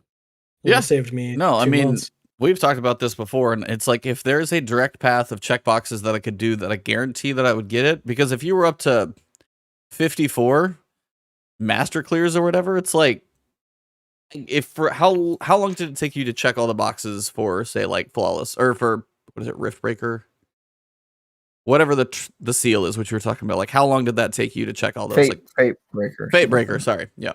Fatebreaker, yeah. I got it the first moment it was available, besides Vex Mythoclast. So the last triumph that you had to do for that seal was the final master mode. So is it like 4 or 5 weeks, like basically master on each one, or the challenges or something? Yeah, just master challenge on each one. So you had each of the encounters, the challenge mode. Once you completed all 5 of those, topping that triumph would get you the last the shotgun from the raid that I can't. Found Verdict. Yep. You would get Time Lost Found Verdict, which was the one that you couldn't get from any of the other encounters because there was an overflow of one weapon tied to each junk.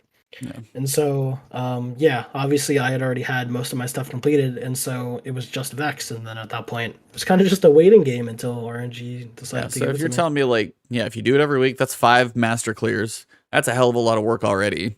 And then if you check some of the other boxes, like that seems reasonable, but it's like the whole world of just forever RNG, there needs to be an alternative venue for raid exotics. Because if I sit there and I look at a treadmill of like possibly 54 raids or something, I'm like, that's forever. That's a long ways. And it's like, and at this point, I'm like, why start the treadmill? I could get lucky like Travis, or I could get the crap end of the stick, and there's no way to know. But if I knew there was at least a path, that's my thing. Because the other thing is that like some people don't really care about seals, and I'm one of those guys. Like, and the reason I don't care about seals is just because the effort versus reward is so off balance. Like, it's like, oh, do an entire raid with everyone in void subclass, and I'm just like, I just don't want to do that. That's I don't want to do that. So monotonous. It's just it's tedious. It's like, all right, I got to get 6 people in. I got to make sure that they've all got the thing. Okay, we're gonna do it this time.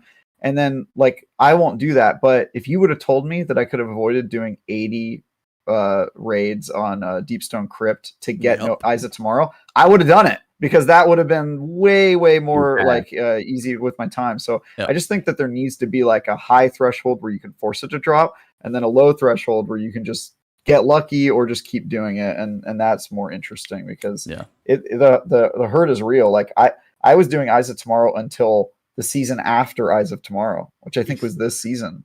I think I got it the week Vault of Glass dropped. That was the week I finally got Eyes of Tomorrow. So it was like, that's painful. Like, the worst possible situation. Yep. Yeah, that sucks.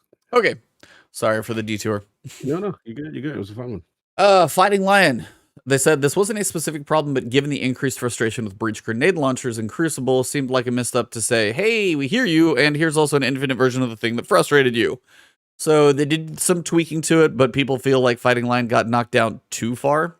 So they said they removed the multi-hit requirement for the perk to proc. Dealing damage, any damage will grant the buff. The buff increased the buff reload stat from +50 to +70.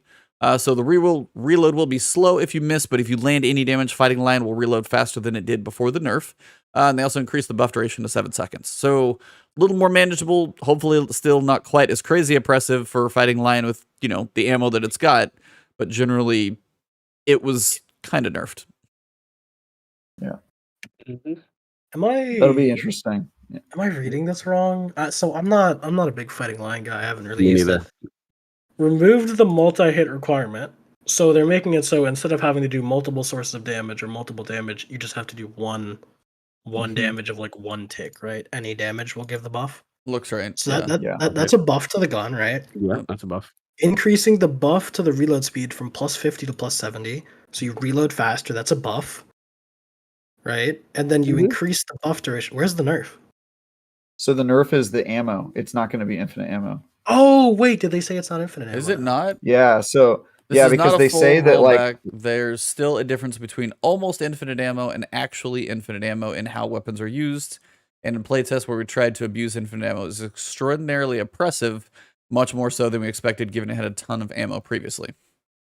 Yeah, so they're like, I think what they're saying is that when they tested it with all ammo, people were just shooting it recklessly because they knew they had infinite ammo. But if they give it a finite ammo, even if it's a lot, people are more cautious with it, because Fighting Lion in PvP is kind of one of those guns you shoot around corners and you're kind of just like taking shots in the dark until you get lucky and hit something, and then you like rush in, So I think it's not going to have infinite ammo, is the way I read that blurb. Shout out to the homie Scarrow up in here. So what's up, Scarrow? How you doing? He said it was man. What's up? He said it was previously nerfed. This is a slight buff to undo some of the changes with the previous nerf. Nice. Salute to Scarrow up in there. Gotcha. So is it going to have infinite ammo? They're saying for sure. Honestly, can't quite tell. The perk, by the way, is Thin the Herd. I'll read it for you guys. Direct hits do more damage to combatant shields. Damaging multiple combatants, and this is where the changes come in, increases reload speed. Rapidly defeating grenade damaged combatants refills the magazine. So if you hit like multiple and you kill multiple, basically you're almost instantly refilled, is where it can be really cool. But yeah, okay. Like I said, I just don't know the gun very well. It just seems me like neither. I don't use. I've had fun at times, but I don't use. Something's up here. I've had fun goofing around with it at times, but I was like, in grenade launchers, it was fun to mess with, but usually there's a reason to put some other exotic on besides it most of the time.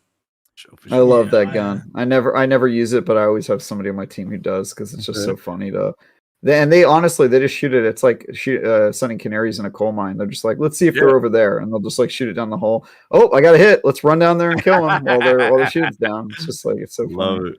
I do like after the whole mountaintop grind, I still do enjoy using salvagers. I may not be the best, but I'm probably an annoying person with my breach loads if I start getting some decent shots or get the occasional direct hit. Like, they did bring them down a little bit, but man, if I get the direct hits, those do feel good because they don't happen that often. Be like, oh, thanks. Yeah, you took a grenade to the chest. You also should be dead. Anyway, Arbalist now has intrinsic anti-barrier. I am so happy about this. It's not even funny. Yeah, it's huge. It's going to be huge for your videos, huh? Your Lost Sector videos. Oh, I mean, it's just going to be like, especially for the next 3 months. Like when you go into take a Grandmaster anti-barrier paired with particle deconstruction, it's kind of perfect, honestly. So I'm really looking forward because I think we were messing around in literally Proving Grounds Grandmaster. I was working on with New Red and Blackwings, and I was like, I took Arbian because it still is good to get that pair, and we had all the shields covered. But I was like, if this had barrier right now, I wouldn't even need an auto rifle, and I could just have any other variety in there. It would just be so nice. So no, I'm looking. And with the shield breaking that it does, no, this is with good. The 10% with the 10% buff, yeah, this is going to be good. Oh, so excited for this because to be honest, when Arbalest debuted, this is what I envisioned it to be for end game content, especially with the shield breaking and the damage. So I'm like, yes, this is what I'm talking about. And then another, because there's not a lot of anti-barrier exotics besides Ariana's, right? Pretty much the only one, right? Yep. So yeah, let's do it. Let's get Arbalest where it needs to be. Arbalest gonna be nice next season, man. That's a great look. I like this one big time. Yeah, I've been growing on linears and seeing these buff. It's nice to see they get a little more. Speaking of linears, Sleeper Simulant, Cognito's favorite, his baby, is getting a little extra buff. So along with the 10% buff from above, and they say in parentheses, really this time, because last time they tried this, they killed it. Yeah. We've given it some additional love. So the magazine is up from 3 to 4, which is big because that thing has always been a substantial piece, and increased PvE damage another 16%. So it's getting 16% total damage buff, coming with everything else that already was kind of broken and then fixed. Lament as anti-barrier. That is the other one. I totally forgot. I never think about that one. Yeah, I forget about Lament. Forgot about that. Yeah, this is big, man. This is big. Shout out to the cops going by. They agree. 3 to 4 on that on the reload. I mean on the mag is huge. I was just doing Riven with DJ and those guys, and it kind of annoyed me that Reed's Regret was a better option with Vorpal. And you know what I'm saying? I had a little bit more, and I believe a clown cartridge. And I'm just like, to put Sleeper away just felt wrong. Yeah, you know what I mean? It's an exotic. It should be, leading that category in some aspect. Yeah, I like the magazine size and the damage. Then you throw that on top of the linear. Sleeper boys, we lit, man. I'm good. Let's keep it going. I love it. Nice. Suros Regime, the dual mode receiver, basically where it turns it into a high impact auto rifle, will now grant the following in addition to its current effects. It's going to give plus 30 range and 3 zoom. Basically, this is going to be a beast of a high impact auto rifle. Or you can go fast mode with it, which is still going to be good. But it's going to make both options substantially different. And the slow one didn't feel great before. Now I think it's actually going to be pretty stout. You guys agree, disagree? That could be good. Yeah, we'll see. Yeah, I don't really use the gun that much. Been a while. It is kind of nice that Suros is definitely like a hallmark of this game ever since D1. Very recognizable gun. So I think it's gonna be really cool seeing some more Suros regimes in PvP in the coming months. Yeah, I don't really see it being a top tier pick or anything, but I mean it's nice that it got some love because this gun has been in desperate need of it for a very, very long time. It is just not the best. Yeah, especially that mode. Yeah. The slow mode is just, it's just not it, man. It's just not it. Not it. Cryosthesia 77K. Given the state of Stasis in PvP at the start of Season 14, we deliberately shipped this weapon in a weak state. Which almost hurts us, but it was the right direction. And I get it, but also it really sucks when you know they're like, hey, this weapon's crap, here you go. I still haven't gone back for my other 22 crucible kills with that thing. It's just staring at me. I'm like, I don't want to do it. You Maybe don't wanna do now. it. I don't want to, but maybe now No, I will. I liked that gun. I got my masterwork and then kept using it. So I'm Really? interested to see how good it gets with the. Yeah, I mean it was weaker, but I don't know, Yeah. sidearms are just in a good place in general right now. So. Yeah, sidearms are good. So they have reworked it to address its weakness in PvE. Probably going to feel good across the board, though. Specifically, the following pain point: fire on release with charge trigger, losing all ammo on the freezing shot. So it was weird to fire too. On top of everything else, it's just a little odd. Removed variable trigger completely. Now fires on trigger press instead of release, which will make it feel much more responsive. Charge shot moved to special reload. Getting a final blow with the sidearm enables access to the special shot. So you just reload, you switch over, and you have that free shot. Once the charge shot is fired, the weapon reverts back to standard sidearm mode. This does not cost your entire magazine. Charge shot now causes an AoE, which freezes AI and slows players. Direct hits will still freeze. Overall, it sounds like this is what the gun hopefully should have shipped like, because it feels like it's going to work a bit more functionally as we know other things do. And I'm honestly looking forward to it. AoE, they say. Yeah. So maybe we'll shoot the ground at a control point and actually get a little slowdown buff and slow him down. I could see True Vanguard putting in some more. He's a sidearm guy. Yeah, you rock this weapon, Yeah. Trav. What you think? Yeah, I like it. I think we'll see. We'll see. Like the main complaint with the gun, I think more than like its effect for stasis was its feel. It's a little bit of a sloppier sidearm. Like it's not as straight shooting, and it kind of has like a very like distinctive like floaty feeling to it. Like you shoot, it's like Yeah. it's like shooting something with like a out of control fire hose, you know, a little bit. But I don't know. It could be good. I don't know if I'll put it back on. Like it's not going to be part of the meta this season just because Vex Mythoclass exists and stuff. But in the future, I think it might be a good one to have in your back pocket, especially if sidearms continue to be as relevant as they are. Mm-hmm. Next one, we got Leviathan's Breath, and Swifty, feel free to chime in on any of these. So I'm just kind of working through them. I'll jump in on that I'm one gonna too. chime in. Yeah, I'm gonna jump in on this one. Yeah, I love got this love one. you. After you. I got that one too. Okay. Leviathan's Breath. This bow is underused. Shocking.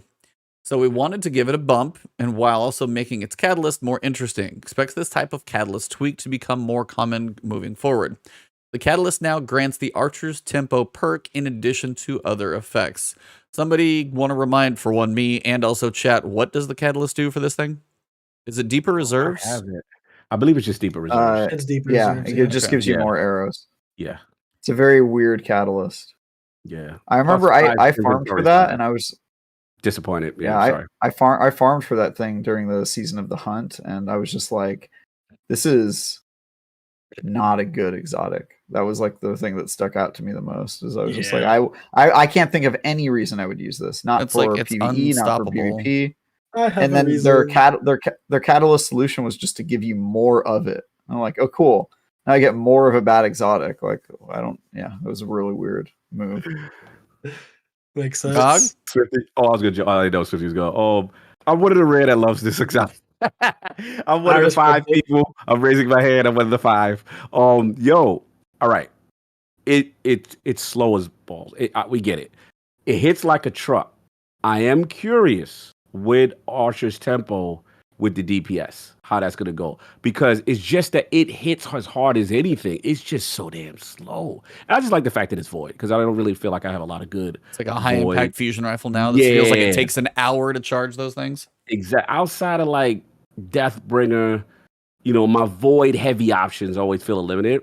And I'll be honest, I do like the intrinsic unstoppable, where I don't have to, necessarily mod up on, arms for something else if it's not the artifact unstoppable for the season. You know what I'm saying? Kind of thing. Like the fact that they added that. So they've been trying. I'm with Trav though.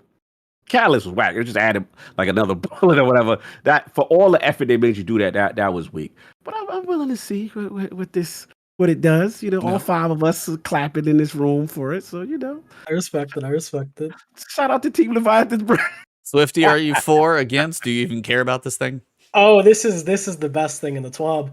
Oh damn! This is unironically probably the thing I'm most excited about. Team Leviathan's Breath. Let's go. You got 6 now. You got a whole fire team. You got 6. Let me get you a contract, brother. Let me get you a contract. Your Reminder. my contract's gonna end really soon because the reason why I want it is we might agree on the gun. We probably don't agree on where it's good for. Let's go. Forget PvE. Forget PvP. This is a Gambit invasion weapon. Oh, break it down. Break it down. This is a Gambit invasion weapon. Because when you have wall hacks, the downside of drawing around the corner does not exist. And to make it better, if you can sustain your ammo economy, this is a sniper that body shot supers. Savage. So this just for perspective, one of my friends and clanmates in Gambino Crime Family, his name is ironically Bad. Last season, this guy grinded out 1 million seasonal infamy. That's an absurd. That's like What? What? No. Why? Please go outside. See some grass. And go outside. Season. And he's an invader main. And the only weapon he uses a succession. Because high zoom snipers are better in Gambit due to the size of the playing field. Yep. And the Leviathan's Breath. He has 5,000 kills in his Leviathan's Breath. 0 of those were gained in a PvP match. Those are invasion kills. Oh my god. Hey, bro. That is insane. You're telling me that body shot's a super? Yeah. Wow. Hold y'all, man. I knew this thing. Some things have a little bit too much resistance. Obviously. But it's crazy. It's really fucking good. This is so toxic. Let's go. It's really good. And so I'm gonna give you a little secret about invading efficiently in Gambit. This is where the Gambit love comes into play. Hold on, tangent. Time out. Gambit love discussion right here. Scaro, on the other hand, wants to kick you out of the podcast, but that's a different. Of course he does. I've talked about Gambit with Scaro. He knows. So here's what's up. The best setups to invade with, generally speaking, are the ones that take the least amount of skill possible. That lead and also lead the highest results. There's a reason why people will invade with a golden gun. Because it is the freest army of one you've ever used. Leviathan's Breath takes the most minimalistic amount of skill possible. And it yields the highest result of any other gun that you could possibly use above. It is more effective to use than Eyes of Tomorrow. Wow. Yeah, that is true. And that was a good Gambit gun. It's this gun. I hate playing against this gun. It is so good. And move it over for my dim right now. Keep talking. Go ahead. First thing my friend messaged me. I'm gonna bring up this log. Woo! Leave the text. I love how somebody called out Scaro in chat. He's like, "Aren't you gilded dredgen times 3?" Because he's a completionist. He has every triumph and everything. So you know he's playing that Gambit. Hilarious. I sent my friend ironically the Bungie 12 link. And he said, "No shot. Holy shit. Bungie does not know what they have just equipped me with." I'm never going into Gambit ever again. Because if I face him, it's already over. Archer's tempo down too. Let's go. It is unholy what he's going to do with Archer's tempo on Leviathan's Breath. I am so excited to see the clips. It is genuinely mind-boggling. But anyway, I'm a Gambit lover. I went on my little tangent. I love Leviathan's Breath. I think it's a super cool and unique weapon. I think this buff is really nice. I think this gun will probably forever be irrelevant in PvE and PvP. But obviously, because a lot of people don't really play Gambit, they don't understand the strengths of using this weapon while invading. And yeah, I think this gun is going to be even crazier than it already is now. It's going to be so interesting to play against this. I'm an invader main. I'm probably going to have to pick this thing up. Travis, do you have any thoughts about this whole ridiculous discussion we're having right now? Sorry, I blacked out as soon as Swifty said Gambit. That makes sense. I think I just was on a different plane for 10 minutes in the Shadow Realm. Shattered Realm, yeah. Yeah. A lot of dredging, huh? All right, well, shout out to... I am a dredging, unfortunately. Shout out to yeah, me too. Just not gilded. I did that once. But shout out to an unexpected discussion about the Leviathan's Breath. Yes. My turn. Whisper Let's go, of the E. Worm, the original DPS king, has fallen out of favor. With the delay before the damage buff kicking in to making sure the weapon is less usable in short game damage phases and optimal sustained damage requiring all critical shots, but not sufficiently rewarding precision.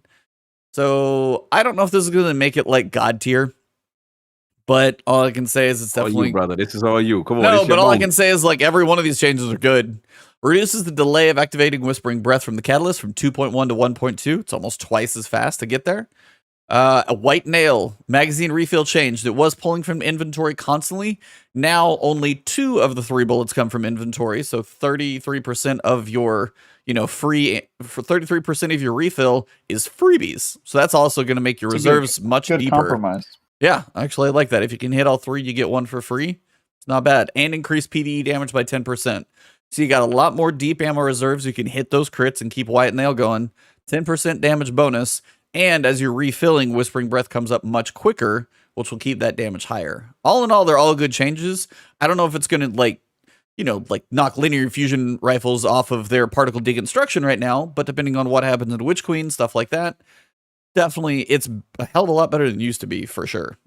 So I'm happy to see that. Just gotta ask you a question. So this is your baby. It's one of your biggest videos or your chat. Like this gun, The is activity's not synonymous there with you. anymore, sadly. I But the know, but activity what to is- get it's not there, but yeah. Exactly. So what's the funny thing? I was thinking about, what if there is a bow deconstruction mod next season with Leviathan's breath? And Whisper and all the other Honestly, as things much that as I we- love bows, I'd be okay with that. What if it's a bow artifact next season, y'all? Dude, if It'll be there's crazy. I love bows, I'd be totally happy about that. I love bows. When they announced bows for Destiny, I was like, I could not wrap my head around it. But of course, if they're gonna put something into a game, Bungie does know how to make weapons feel correct. So, and when I pulled the bow and fired it, I was like, damn it. Now, granted, our arrows are like tracking curveballs depending on what you're firing at. Because if you've ever fired a bow at a PvE enemy where its head is behind a wall, Yeah. you have to like pull so far out to like hit their toe because it hooks so hard. But no, I love bows. Like, yeah, if you give me a If bow it's meta, all- they If won't it's a do it. bow or a sniper deconstruction equivalent, it's gonna be a fun season. New Red it's saying so Whisper plus powerful. Divinity is just going to be clip worthy. Yeah, it's like you could put Divinity on and just smash the crit spot all day. Yeah, Mhm. it's going to be fun. Speaking of that, you've got another option as well. Darcy. This sniper rifle's damage has fallen behind as other options have been buffed. Snipers, yeah, you knock them down. And all I can say is all of the sniper knockdowns were because please don't sit in the back of the map and shoot these bosses that stand still. I'm like, you made the bosses that way. I wish they would make.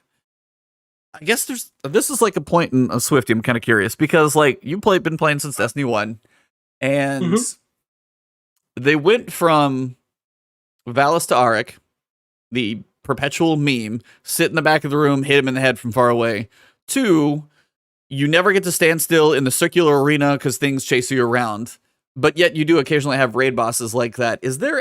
I wish they would get a little more to and also please don't do just shield phases. I wish they would do mechanics for some of these like strike bosses because the whole running around and doing just like you can't get touched and stuff like that. Like Shield Brothers was always a bit of a nightmare. It was a fun guide to make, but a bit of a nightmare.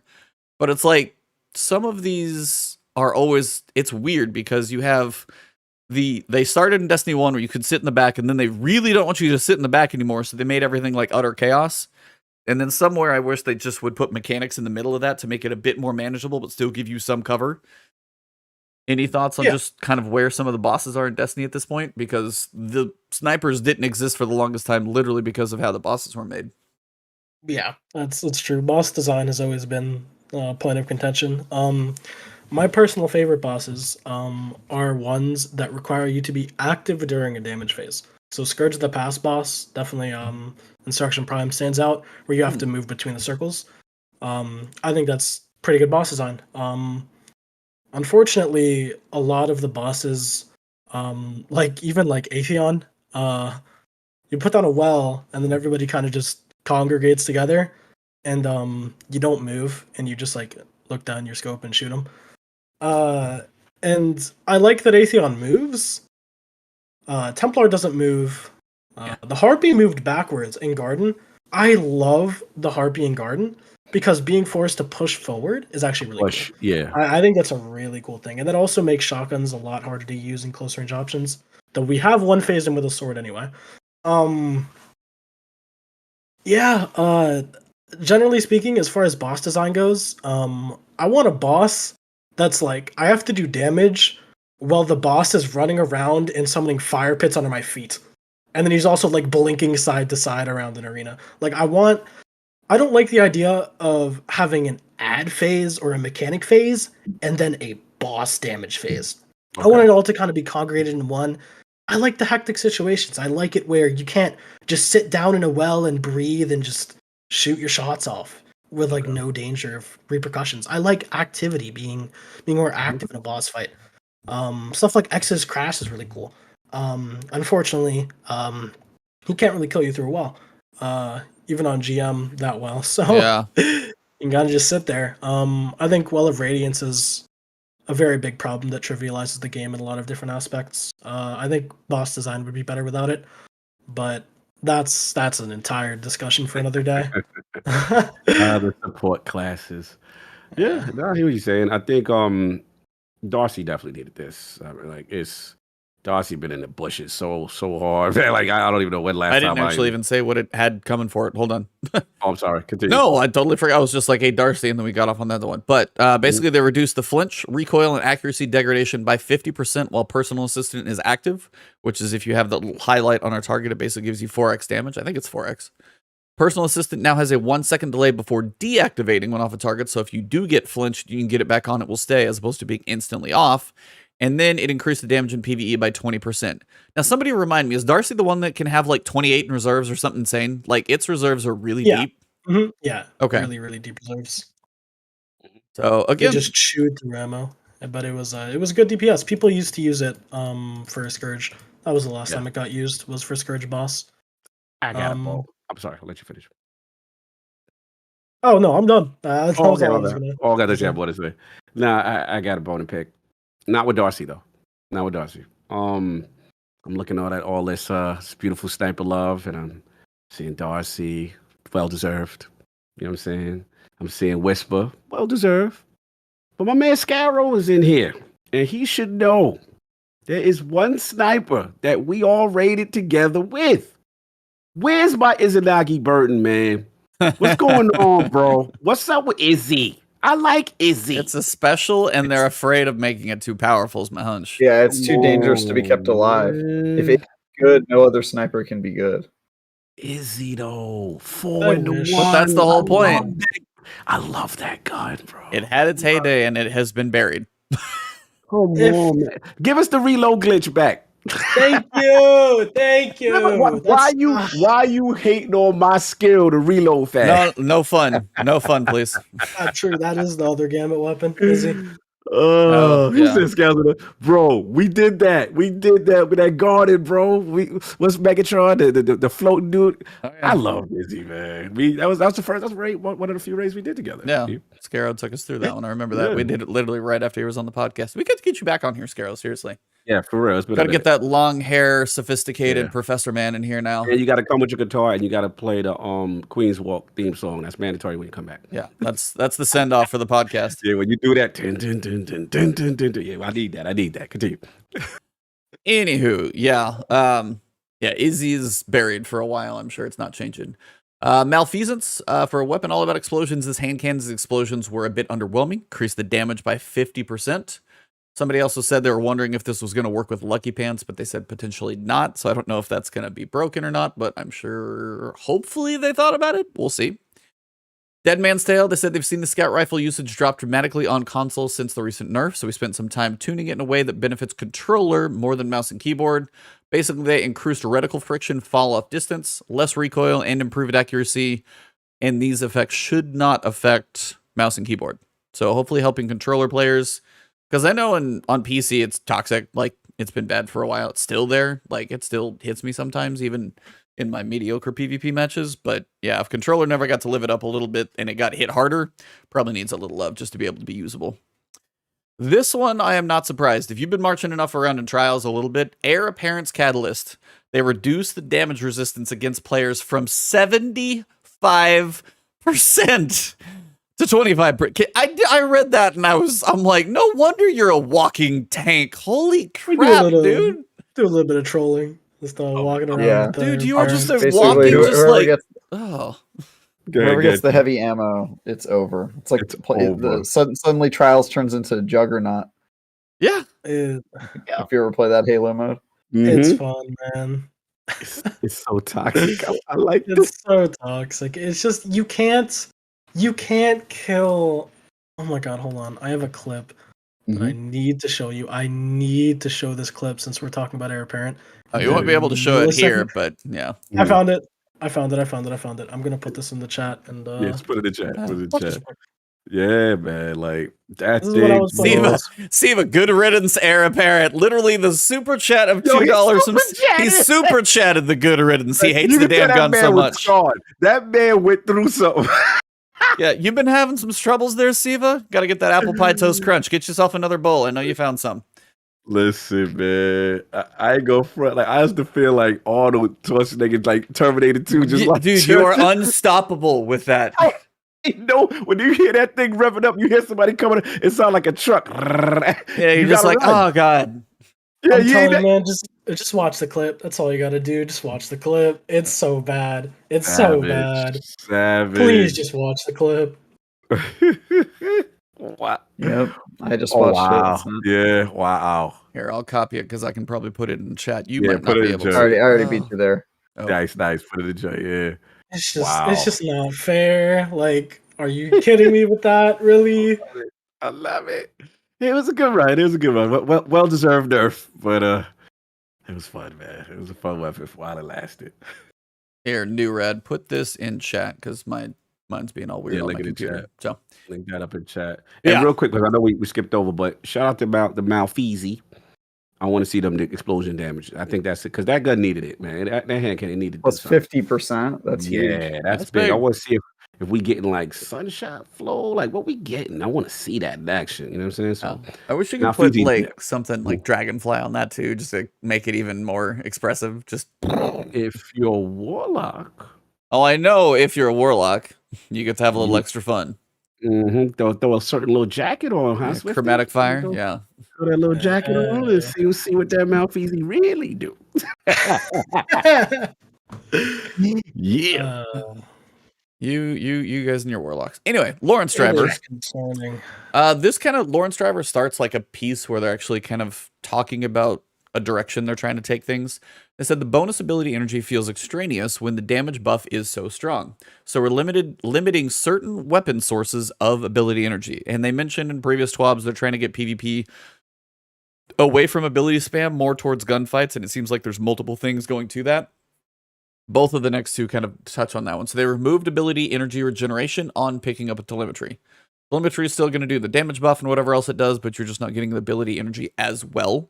So they're not trying to have it basically spam abilities all the time along with everything else it does. Traveler's Chosen, on a similar aspect, the ability energy granted from this perk was on a curve that isn't intuitively understood. Similar to Lawrence Driver, it seemed appropriate to adjust this in PvP.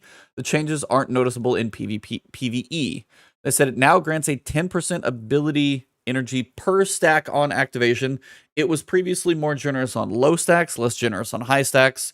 So instead of being really high and then sloping down and being less useful for the high end, more of a linear stacking buff that you're going to get out of it, which makes sense. Like there should be a reason to go for the high stack as opposed to just keep it low and go. They also reduced the stacks granted on a Guardian defeat from 3 to 2. So it's going to be a little harder to get those stacks up there. If you can go for a 5-stack, more power to you, but it will be harder to do. Final thing we've got is perks. And then we'll have our nice little wrap up to get out of here. Couple perks, though. They did mention Adrenaline Junkie was going to get a change. Finally broke it down. Eliminations with the weapon can add single damage stacks or extend existing ones. Grenade elimination boosts the stack immediately to 5x, kind of the way Swashbuckler does. Yep. It's basically grenade swashbuckler. Grenade buckler. Yeah. There's grenade buckler. And then lower the duration to compensate for weapon activation. So it won't be active as long, but you will be getting it more frequently. Yeah. Any thoughts? Yay, nay, good? Anybody got any? I like it. Good. Yeah. Very good. It's about as It's about what everybody thought it was going to be, to be honest. I think it's a good change. Nice. I think Adrenaline Junkie previously was a pretty meh perk, very meh. I think changing it to be Swashbuckler for nades is actually really good. Facts. I dismantled that thing as soon as I seen it on any gun I had. I don't even have it in the Jelly Junker roll. I had like a couple, and then like I think one was in my postmaster, and literally the tweet came out from D&J. I'm like, oh, I'll save it. Why my vault's always full? Because I'm insane like that. But Smart man. Vorpal weapon. Speaking of your Reed's Regret making Sleeper look even better now. A perk that grants 15% bonus damage against all targets I'm going to use my heavy weapon on. Seems like a non-choice and suck the air out of the room for other damage perks. At the same time, it was failing its original role, giving players a reason to run a primary weapon against tough targets. So it was 15% on everything. Now on heavies, it's 10. Specials is 15. Primaries is 20% on the same targets because you got champions, bosses, vehicles, and guardians and supers, I think are the 4. No change to damage versus super players, though. So you still be able to get the benefit in PvP that you had before on any weapon, apparently, whatever you're going to use it on. But they are trying to lean into Vorpal, allowing primaries to do 20% more damage to bosses, basically, which in theory gives you a little more flexibility. Granted, a sword is still going to smash the crap out of like the Prophecy boss, but still. Swifty, quick question. Do you think with this 15% going, it went down from on heavy, right? It went down from, was it 15% to 10? Yeah. So 15 to 10. the question I have for you guys, because I don't know the numbers, does that now make the Reed Regret linear with Firing Line more sexier versus Vorpal now? Well, Reed's Regret is a heavy weapon, so Vorpal weapon goes down to 10%, which is less than the buff that Firing Line gives you. Yeah, so Firing Line becomes... Yeah, granted, Firing Line is definitely harder to activate. True. But I'm talking about like boss DPS type phases. Yeah, I definitely think it would be the more worthwhile perk, 100%. Fair enough. Yeah. I will say on this topic though, I think it's really interesting. So obviously every single weapon, and they mentioned this in the description, every single weapon type kind of has its role. With primaries, you're meant to shoot them mainly just against like ads, like red bars. Special weapons are more for like your champions or your majors or your ultras or your kind of a little bit tougher enemies. A little bit of a health bar. Heavy weapons are more for bosses and champions. I think nerfing Vorpal on heavy weapons doesn't make a whole lot of sense. In the same category that I think buffing it on primaries doesn't make a whole lot of sense. Because you're trying to incentivize using a perk to do a role that it's not meant to do or could be done efficiently otherwise. So like, here's a great example. Vorpal is great on primaries as like an anti-barrier weapon, but I wouldn't use it against overload champions because I'm going to stun the overload and then I'm going to use not that weapon. Correct. Right, exactly. Yeah, you're going to delete Like, that guy quickly as possible. Yeah. You're not just going to kind of blink him down with 5% more bonus. Like, yeah, if the expectation is that I'm supposed to continue to shoot my primary weapon at the champion, I think that's kind of just misguided as to how it actually plays out in a real situation because nobody's just primarying down a champion, you know? Like, it's just, it seems like a little bit asinine, I guess. Like, it's just not where it needs to be. It's I understand why they do it, but I think their intentions are misguided here. Valid point. Completely agree with you. I'm not going to go do boss damage with a scout rifle just because it has Vorpal. It's not. They're trying to make it more variety in the sense that you can use whatever weapon you want to. But we're coming full circle to the start of Destiny 2 with double primaries. Changing this perk doesn't actually do what I think they're intending it to do. What it does is it lets a scout rifle break a barrier shield faster. What it doesn't do is incentivize people to shoot the scout rifle at the champion after the shield is broken. Right. So they've essentially made better champion mods.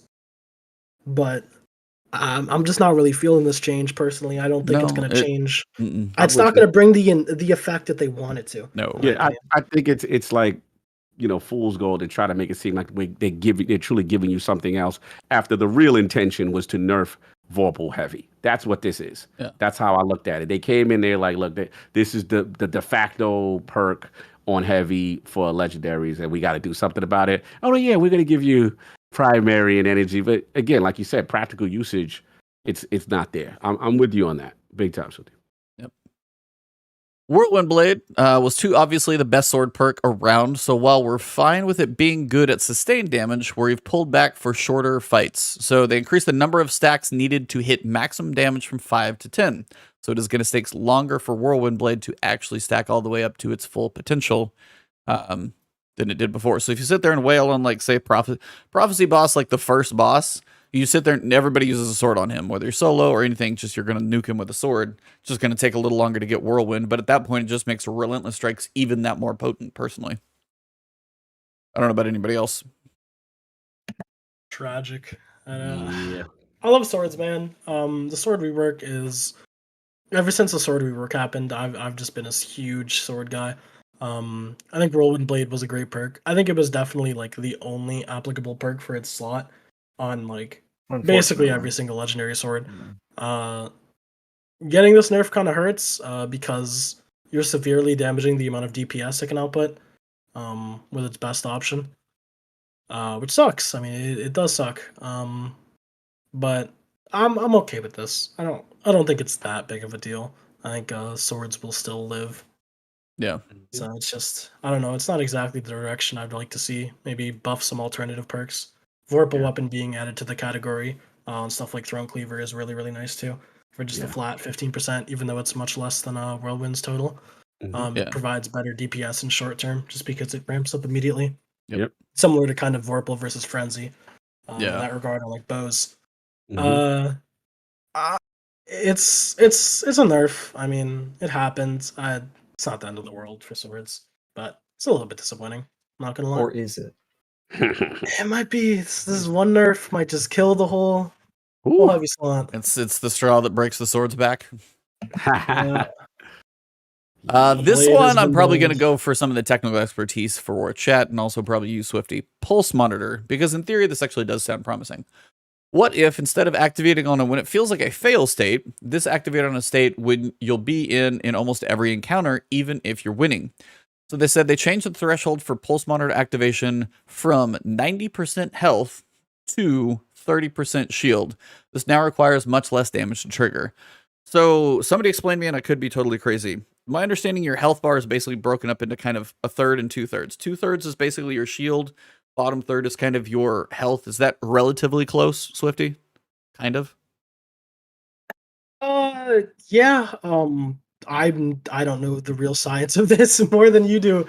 To be honest, I'm not sure. What it sounds like they're doing is without breaking your shield. Like if you get shot once in the head with a hand cannon versus twice in the head with a hand cannon, this would activate. Pretty much. Which definitely makes sense. Pulse Monitor overall though, kind of just it's a little bit of a lackluster perk. Reloads weapon, improves weapon handling. Improved weapon handling is very, very good. Very, very good. In this current sandbox, especially around shotguns.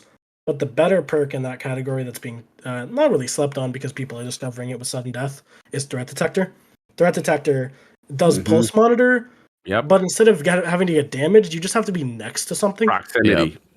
So it's just pretty definitively the better version of this perk. I think it's nice that Pulse Monitor got that buff. I just still wouldn't pick it personally. I don't know. That's fair. It's better than it was, but still may not be great. Yeah, better than it was. Still not. Still might not be the greatest.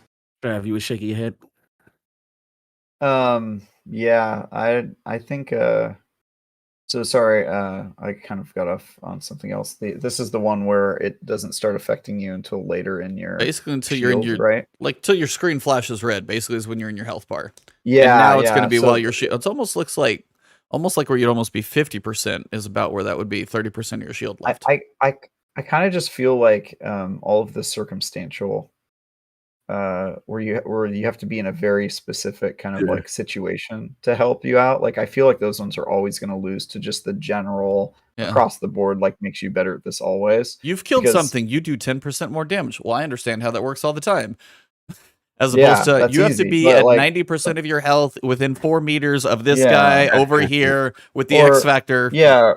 or the surrounded spec one. It's like, oh, if you're on Venus and there's 3 dregs around you, and one of them has recently had a child, then you'll do like 40% more damage. It's like, all right, well, I'm not even going to be thinking about that when I'm in like a raid. So maybe just like give me more ammo or something. That's how I feel about it. Yeah, fair enough. Yeah. I mean, look, what did you guys? I'm still not going to pick this. It's a buff, but still not an exciting one enough for me to make that a de facto pick. Not all perks can be God mode perks. Apparently, some are just not going to be as good. As for mods, they did change up a couple of them. Quick Access Sling said the usage on this mod is very telling. It's extensively used with bows and breach grenade launchers and barely used at all on any other weapons. Why? Basically, it's for finishing up something that you basically, nearly kill. Whether you hit him with a bow, switch to a hand cannon one tap, or hit him with a grenade launcher, switch to one tap. Pretty much all it's used for. Now, I don't know the technical specs here. They said it was plus 100 handling, 0.9 times the ready stow aim down sights time for 0.4 seconds after running out of ammo. It's a cute, wonderful understand. If you got all that, more power to you. And then now it's just the 0.9 times the ready stow time all the time. Said this change also applies to the swap mag perk, as they use the same perk behind the scenes. This one's interesting because if you think about it, they said in the beginning it's extensively used on bows and breach grenade launchers. That is because bows and breach grenade launchers have 1 ammo in the magazine, and so the second that you fire them, it is beneficial to swap away from them. As far as quick access sling goes, this is really just a mod that's used for people who want to use 2 weapons really fast. Or the toxic quick swappers with Ariana's Vow bow, grenade launcher into like a hand cannon. They kind of like prime and finish style, where you shoot off your one-shot weapon, hit him with a second, and then go on your merry way. I hate playing against people like this in PvP. I got on my free-to-play alt account to start my unbroken grind for the season, and my first game, I faced 2 people, Lee Monarch, steady hand bow swapping. That was the only game of comp I played that night. I did not go back in after that. And maybe we just give up on this. I hated this mod. It is useful literally nowhere else but to be toxic in PvP. I'm really happy that this happened. It sucks for the people who play this playstyle, but at the same time, I really don't fucking respect this playstyle. So I'm totally cool with this getting hit. This is beyond the stag rifting, in my opinion. This is truly, watch your mouth. Truly creaturous. Watch your mouth, goddammit. Truly creaturous activity. I mean, we got some basement dwellers on this one. Hey. So, especially with the quick draw glitch now being gone, this is kind of just like an outlier that needed to be hit as well. If Bungie wanted to reduce the handling kind of across the board.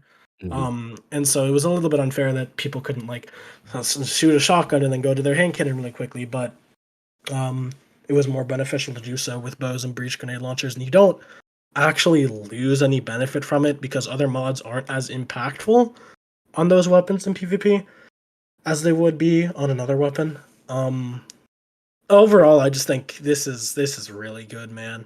Unfortunately, they kind of killed the mod because they turned it from being useful for these 2 particular archetypes of weapons to being useful for these 0 particular types of archetypes. Exactly. May as well just delete the mod at this point. See ya. Yeah, might as well just delete the mod. They just need to get rid of that and Telesto. That's their deletions of the game. They're going to sunset 2 things for the 30th anniversary. Yeah, Telesto's the linchpin for all the Bungie code for Destiny. If they delete Telesto, they'll delete the game. That's probably the only reason it's still in the game. Otherwise, they would have probably deleted it a long time ago. I think somebody said Telesto was the most expensive weapon they have ever made. And I was like, for the amount of effort the devs have put in trying to fix what it has broken, that gun has cost more than probably literally anything else. Probably to a big margin. It's the Savathun of the Destiny sandbox. Always leading them astray. Yeah, leading them astray. It's the domino that started it all. I'm done. Final one is full auto retrofit. They're doing this for accessibility, basically. They're going to allow you to basically have a full auto mod, I think it seems like, that enables full auto while the trigger is held. It's usable on legendary hand cannons, sidearms, scout rifles, and pulse rifles. This will be And unlocked everyone default gets it. for all players. Yep, everybody gets that mod. Yeah. So if you want I'm something atomic on to this be one. full auto, yeah, what do you think? Interesting. I don't like it. Ooh, I think the spicy. Let's get it. accessibility option is great. I think the way they went about it is bad. Because break it to down, break it full down. auto, you have to sacrifice something. Yes. Yeah. If we're I think you should have to. the option, I think in the same league as fastball and traction, this should be a gameplay setting. Something like auto fire single shot weapons as a gameplay setting. I don't know how realistic that is, but when I think I can either have the ease of access to shoot my gun faster or lose 7.7% damage, aka a spec mod, in PvE, or lose Icarus grip, or lose a beneficial factor that could be on my gun, to sacrifice that for the accessibility doesn't seem like a trade-off I should be forced to make. No, I actually completely agree with, I because I think know they some should. people don't want full auto to be a free thing, because some people, like somebody saying vigilant swing Shouldn't be. doesn't really matter, and that's, I know where Travis is going. I'll let you have it in a second. But as you said, for the accessibility, the whole point of it is for people with, like, you know, if it's hand issues, whatever. Even my brother doesn't really like enjoying controllers because whether it's arthritis or anything else, like holding something hurts his hand after an extended period of time. So if he's Yeah. able to even manage to do it that way, but as you said, there's a give and take due to something outside of the game, and you're like, that's not the right way to do it. So I'm with you. It's like, kind of shitty. yeah, it's like, you may not agree on the full auto. That's a different piece, but for the accessibility piece, they're going about it in the wrong way. I fully agree with that, because my brother is literally one of those who plays on mouse and keyboard because controllers hurt his hands. Like, Yeah, he's one of those. I think it's a great change. I think it's awesome that they're looking out for accessibility, and they should continue to do so. But it could be implemented in a way that doesn't detract from the player experience as well. And that Okay. would be via like a setting. I still to this day think that fastball should be a setting. Say, do I want my grenade to throw further or shorter? Do I want my character to sprint more to the right or less to the right when I turn him? Traction. Stuff like that should just be settings, my personal preference. And I feel like full autoing a gun, if it doesn't perform, if full autoing a gun doesn't actually give any benefit, It does. where this implementation wouldn't, though, would it? Because like the No, perk makes it fire faster. This doesn't, from my understanding. Yeah, full auto Yeah, but here still, won't it's- change the speed. Like, Yeah. full Does auto. this mod increase the RPM? Because if it does, then I take back what I said. Because the RPM is based on your reaction speed, so this technically would help with that. Like, you can just hold down the right trigger and you're guaranteed to be shooting as fast as possible, whereas normally you have to time it. I mean, in the same token, Yeah, people so- choose to spray or people choose to top fire their last words instead of full auto it because it's an inherent advantage to have more accuracy on your shot and know where your shot It is still going. can be an advantage. Like, my thing is that if they just made it a setting, everyone would enable it because it's like a clear advantage. And I think that, like, people with disabilities understand that when they're playing the game, they're never going to be at parity with people who aren't disabled. Like, they just want to be able to play the game at in a way that, like, is acceptable for them long term. But like, if you have arthritis in your hand and you're probably not going to be like a, you know, competitive king no matter what, because you just have like handicaps that are going to set you back. But there should at least be options in game to do it. I just think that if there are options where normal people could just use it to abuse the game or to like gain advantages, then they should just make it something that you have to choose, and like, you should have to sacrifice the mod slot basically. I think trying to achieve parity regardless is just not, it's not going to happen, like, no matter what settings you do, especially if all players can gain access to those settings. I can, like, I don't know. It's like, for the accessibility piece, I think if that's their reasoning for it, which is what their explanation was previously, I think they're going about it the wrong way. But I also, like, for me, like, I'm not even a skilled hand cannon user, but I cannot imagine, like, holding down my hand cannon being beneficial in any way to, like, ever feel like that's going to be a more accurate thing than taking the small pause between to make those shots count. Scout rifle as well. Like, to me, I don't think the full auto on a couple of those that Sidearms is probably one. You basically turn all sidearms into full auto, and you probably could do that anyway, since sidearms are basically handguns as it is. But like pulses, scouts, and hand cannons is the other three. I don't see a lot of benefit or extra accuracy that I'm going to get out of that. And anytime you're going for a lot of DPS per se in a PvE setting, primaries aren't really where you're going to like live and die on as it is. So I don't see why it has to be a mod personally. I don't know. I just don't see that where you're going to get a lot of benefit. Like, oh, I can just sit here and fire my hand cannon over and over. It's like, oh, and the dude with the full auto is slightly better. I was like, I don't see that being maybe not the hand cannon, but other guns you could definitely see it, right? Like pulse rifles and stuff. I mean, Makes sense. Like there's a to reason some it's a extent. perk on vigilance, right? Yeah, personally, I know if there was a setting like that, I would not use it. I know many other people who I also believe would not use it. I don't think it's as much of a benefit as I don't think it's as much of a benefit. I honestly think it's being able to full auto a gun versus being able to tap fire a gun, especially when that does not change the attributes of the gun, like the RPM at all, is a lot less about your gameplay and like the impact on the performance of your gun, and more about the impact on your feel of the performance of the gun. It's a lot more personalized, and the reason why I feel like it should be a setting is more so because given to all players, I genuinely do not think it would benefit most. Yeah. Besides the people who choose to use it as an accessibility option, I don't think there is a tangible benefit to be gained except for I have a disability. I couldn't see myself using it. I definitely understand where you're coming from. I just disagree on the fundamentals of your argument. I mean, I get all your points. To me, it's like I know people who like they really cherish when that perk would come out on a gun. I never want it. I do know people who are like, yo, if full auto is like a big deal for the I wanted to actually take this a different direction. You guys went somewhere else, which was cool.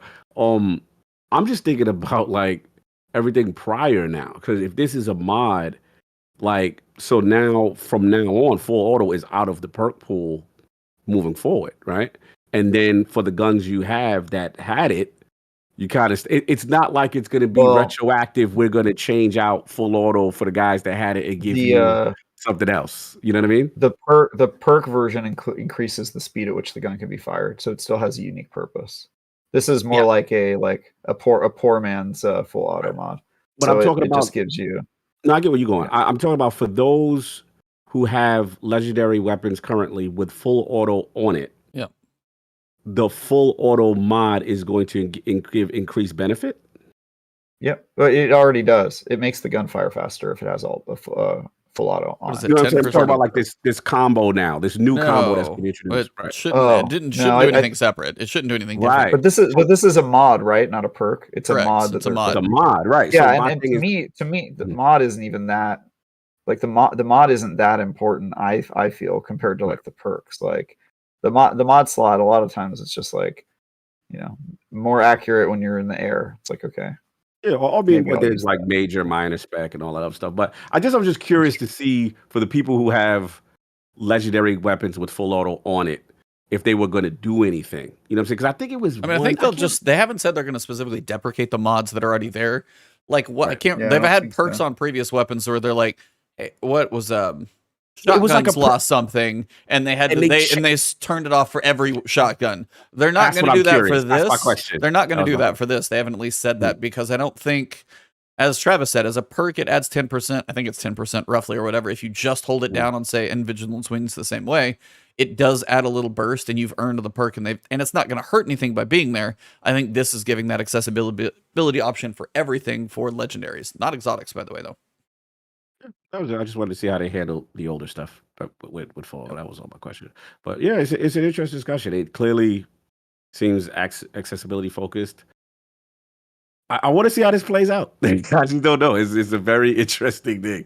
But I definitely hear where both of you guys are coming from, in reference to it. And, for the hardcore, I can see them say, hey, this is no benefit to me. I'd rather put on, something else that's going to provide benefit. And I see for other people who I do know people that like, yo, I need that full auto, bro. I need it. Like, I think, I do too. And I feel like if it were an option, people would, if it were just a setting you could turn on, I bet you lots of people would do it. maybe not people in this group specifically, but I feel like I know people who would, and Right. there are probably ways to exploit that too. Yeah, I respect that take. I wonder As how far this as works I'm for aware, bows though. Is it Yeah. even possible for bows? Because No, you have it to let doesn't go say. of the bow. No, they literally Yeah. only said hand cannons, sidearms, pulses, and why am I forgetting the other one? Scouts. Those are the only 4 that it's going to be an option for. That's it. That makes sense. interesting. So, final piece as we get into kind of the end of this topic situation stuff. I wanted to kind of read this stuff out, but also as we get towards the end of this, I wanted for you, Swifty, so I can just kind of plant this in your head so you can think about it. I wanted to see as we are getting into not as much the 30th, but Witch Queen, like what's your wants, hopes, and dreams for stuff we don't know about for that. So just kind of plant that in the back of your head for now, because that's where we're going to kind of end up. But I want to talk about the stuff they mentioned for the near future. So they say annual expansions are a good time for system level changes, since they get so much more playtest time over a longer duration compared to a normal season. We don't like that the desire for exotic catalysts is largely driven by the orbs of power generation they provide, and have something in the works to let players build around that limitation. They've mentioned this before. Hopefully this works. Weapon differentiation. This is a topic in all of itself because I don't know what to read into this. If I have 2 void adaptive hand cannons, and is it adaptive like a 140 or 180? I don't know if it matters. 2 void hand cannons of the same type. Go for that. 1 from Osiris Foundry and 1 from the latest raid. Why do I care about one more than the other? The stats tend to be fairly close. You'll sometimes have a little more range, sometimes a little less aim assist, but relatively close. Perk pools can be different, but there are only so many perks. And it's a stretch to say the perk pool gives the weapon its identity. We've got something shipping on all new and reissued weapons in the Witch Queen that addresses this issue directly, and we are working to expand the same solution to all weapons that drop in the future. I honestly wanted to take your guys... Vague. Right, like they could not have been more, here's some information, but I'm going to tell you nothing that you need to know. But honestly, like, what for you guys is the better question? What's going to make you care about new weapons? Because, I mean, you can probably ask people who played for a while. Swifty, you've probably got God knows how many hours in this thing. After a while, a lot of moves between weapons especially feel horizontal. There's not a lot of vertical growth in our weapons. Yeah. It's just like, here's this. I think this is... Oh, go ahead. Yeah, that's... I think they're talking about weapon crafting. Right. Yeah. I think this is them like saying, hey, weapon crafting is going to let you do some stuff here, but we don't want to talk about it yet. Like that's kind of what I got from this. But yeah, it was super vague in like a really weird way of like, they didn't want to be more specific. We've got something planned, but we're going to tell you literally nothing about it. And also, yeah, weapon crafting is not going to use weapon parts. That's a whole different thing. No way. Swifty, do you have any thoughts? What would... You probably have most of the gear that you want between weapons and armor, and apparently you have that on your free characters as well. What is going to make you... You have it twice. What is going to make you want new... What is going to make you want new weapons in, say, a Witch Queen? So, I treat my vault and my equipment a little bit differently than a lot of people. I look at it as the best of each element. So, if I have a gun, let's say bows. Bows for PvE. I'm gonna have a bow for PvE, and if I'm taking it into a GrandMaster Nightfall per se, I want a kinetic bow, I want an arc bow, I want a solar bow, and a void bow. Yep. And eventually, when it's a thing, if it's a thing, I want a stasis bow. Right. I want a bow to cover my entire arsenal. Now, typically, the way that I look at weapons and roles and what is desirable to me, is that I will go through and I will decide what the best of a weapon and an element is, and that will be the only one that I grab. So I don't have a Waking Vigil and a Nation of Beasts, for example. Okay. I don't have a Bottom Dollar and a Palindrome, for example. Though I do have an Eclosand Cannon, but that's because I can make Wormwood cells. Yeah, different purpose. Without very specific instances of kind of separation, a lot of the guns to me feel bland outside of an element. And so, for me, my journey with collecting good weapons has been, are these perks interesting? What are the same weapons that come on the same elements? And then for the sake of my vault size, which is another issue that can be talked about in I'm with extensive you every length, time. I'm sitting at 500 forever, but probably I'm not nearly Yeah. as efficient as you.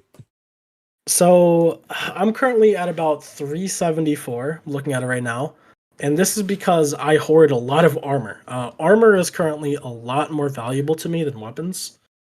Just because I'm a stat junkie. I enjoy stats. I enjoy getting my triple 100s, for example. No. And building out, it's very nice to me. It's an aspect of the game that I enjoy. As far as what makes a gun desirable, new perks obviously help, but it's pretty defined in a meta or in a state of game what the best option is. It's very obvious when something falls behind. Why would I use a dire promise when I can use a time lost Fatebringer?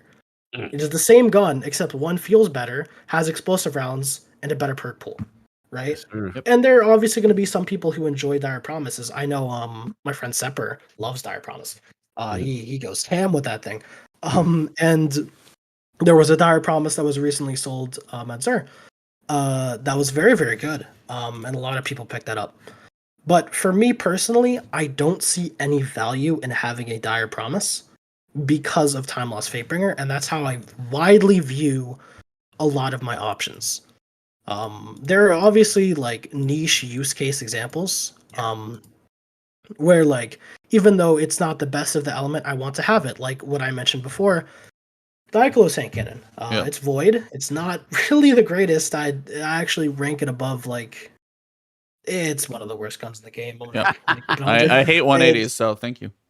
Yeah, It's 180s. it's just like it's a 180, but then it also just feels bad. Yeah, I'm just it not don't a feel fan of the good. weapon. It don't No. feel. I'm with you on that gun right there. Let's put it like this: there is one reason and one reason alone why I have this Iclos in my vault. It is because I needed it to do solo Insight Terminus GrandMaster Nightfall. That is the only time I used it. Mhm. And that initial quest for sleeper when you had to use all the weapons and all that. Yep. Yeah, but also just for the versatility, just because it can use make worm on cells. But generally speaking, if there's a best version of a gun element, that is the one I'm going to gravitate towards, and I'm going to dismantle other alternatives. That's literally what I do. It's so funny. Someone actually, that's how I handle my vault. That's why I don't have too many vault issues. I'm going to look at what's the efficient and eliminate duplicates in the space. And we call that the machete method. Yeah. Like it's like I'm not running around with this example. I'm not running around with 2 or 3 different void head cannons, provided the perk pool are similar and one just has better performance stats or some type of extra appeal to it that makes it the superior thing. I'm literally going to get rid of the other one. There's no need for me to hold on to it, and that's how I make my business decisions. But I do find this interesting that they have. I know it's my business. That they are talking. They are alluding to this issue that I felt they've long had. And I'm dying to know what this is. I'm very curious to know what this is. To me, is it going to be more than just the hacky? What is it? The hockey whatever pole shoots 4 or 5 shots versus whatever whatever that thing. Y'all know what I mean. So, whatever that you calling them hacks. They're trying to make good weapons, bro. The hacky sack versus the Omalon, I know like some of them have intrinsic perks, with associated. I get it. But I'm very excited about this because I'm like, what could they be cooking up to make these things different? So this excites me on some level. I know. I'm getting my temper hopes those up expectations, right? Temper them hard, temper them way down. It's just the Witch Queen deceiving us. Yeah. Savathun's making you think there's weapon crafting, but actually it's just silver crafting. Yeah. Cosmo has been trapped for months, and Savathun is actually writing the 12. Yeah. Getting all of our hopes up. Yep. You don't hear it's not me. A couple other things they did say they mentioned in the last patch notes that were not done with special ammo economy and PvP. They have further tweak coming for that should help bring down the amount of special ammo floating around. Exotic primary weapons, they say already advance ammo finder mods much faster, but we want them to feel better in PvE content and are adjusting all of them to reach this goal. I don't know what that means for all primary exotics, but give me a reason to use a Sunshot and Graviton Lance again, and I'll probably be happy. We're adjusting some exotics, some that consistently top the PvP usage charts in an oppressive way, some that had their perks limited to a degree that's no longer warranted. We're looking at you, Chaperone. Sorry, Chaperone users. It's time. It's been fun. But it's a little bit ridiculous. Yeah, you shouldn't be nah, able to. it's time, Shouldn't be a little mappage. I am a Chaperone user in PvP, and when they were going over all the debuffs, and I saw that they were debuffing slug shotguns, but only in PvE, I was secretly like, "Oh my god, thank God, they're not onto my grift yet." And then I got to the bottom, and I was heartbroken when they in fact have caught onto my grift. They're gonna ruin Steven Tex says, like, good I've used thing I have Chaperone going. for 6 years. I won't stop now. Yeah, here's the thing: they need to give Chaperone. Fine, nerf it, do whatever you got to do, but give it a catalyst. Give it a catalyst. This What's gun the is so catalyst good. gonna People do? are Make using it without a snipe from 50 meters or some shit? Maybe the catalyst could give it back whatever they're about to take away from it. Well, You then know what's what I the mean? point? Like, Just go earn what you just had? That's a cute what way is to... the point, E? Great question. What is the point to all of this? I want to hear Swifty just talk about his hate for this. I want to hear this disgust. Want to hear my disgust? Yeah, come on. What am I being disgusted at? You don't seem thrilled about this. You're still thrilled about this Chaperone. I can't take your opinions of how disgusted you are with anything in PvP seriously, because I just heard you talk about the most disgusting toxicity of Leviathan's Breath and Gambit of all modes. Oh yeah, it's great. You're just out here making people cry in a mode that already makes them want to cry just when it's working normally. When it's working well, people don't want to play that, and you're making it worse for them. This is that was a little bit of trolling. No, I think you might have caught the wrong drift from me. I'm entirely supportive of Chaperone. Yeah, I think. Oh, I you. My bad. When I said it's a little bit ridiculous, I meant Chaperone is a little bit ridiculous. There you go. Oh, my fault. I got you. Yeah. No, that's what I thought. Yeah. Yeah, Chaperone. Bye. Bro, it's been a hell of a run. It's been a hell of a run. It's been real. It's been fun, but I can't say it's been real fun. I find it really funny that Chaperone only became good after Shotgun's range got neutered. Like, nobody used Chaperone when a Mindbenders could kill you at 9 meters. Mm-hmm. I used it during the period where, well, not consistently. I switched to Fellwinters for a while, but I did use it for a little bit. Yeah. We all felt saying when shotgun range all of a sudden goes down from like 9 to 10 meters all the way down to 6-7 meters. All of a sudden, slugs are becoming a little bit a little bit better. Why would you choose to aim when you could just not aim and still get the kill? You know. Question: where does duality fall in all of this? Duality is great. I think duality is second only to Chaperone in this slug discussion. Duality. There's a guy, I assume you know him, called Glow. Yeah, GLEAUXX or whatever. Yeah, from Encore. This guy is he's a creature with this thing, man. I mean, he pops off so hard. I really like duality. I think it's, well, as the name suggests, duality. It has a slug and a pellet. The pellet is pretty good. I mean, it's okay. It's mediocre. It's like Fellwinters, but it doesn't have the tighter spread, so it's pretty subpar. The slug, though, is also a weaker form of Chaperone. Yep. But the reason why I like it so much is because of its versatility. You can use it in a lot more situations. It's effectively a dual-channeled gun that is weaker in both aspects. Jack of all trades, master of none. Jack of all trades, master of none. And that's why I think it's perfectly acceptable, is because it's definitively worse. But the utility that you can get out of it is crazy good. And that's why I love the gun so much. It just feels so adaptive to different playstyles and environments that it's in. It's just a really nice feeling gun, in my opinion. Yeah.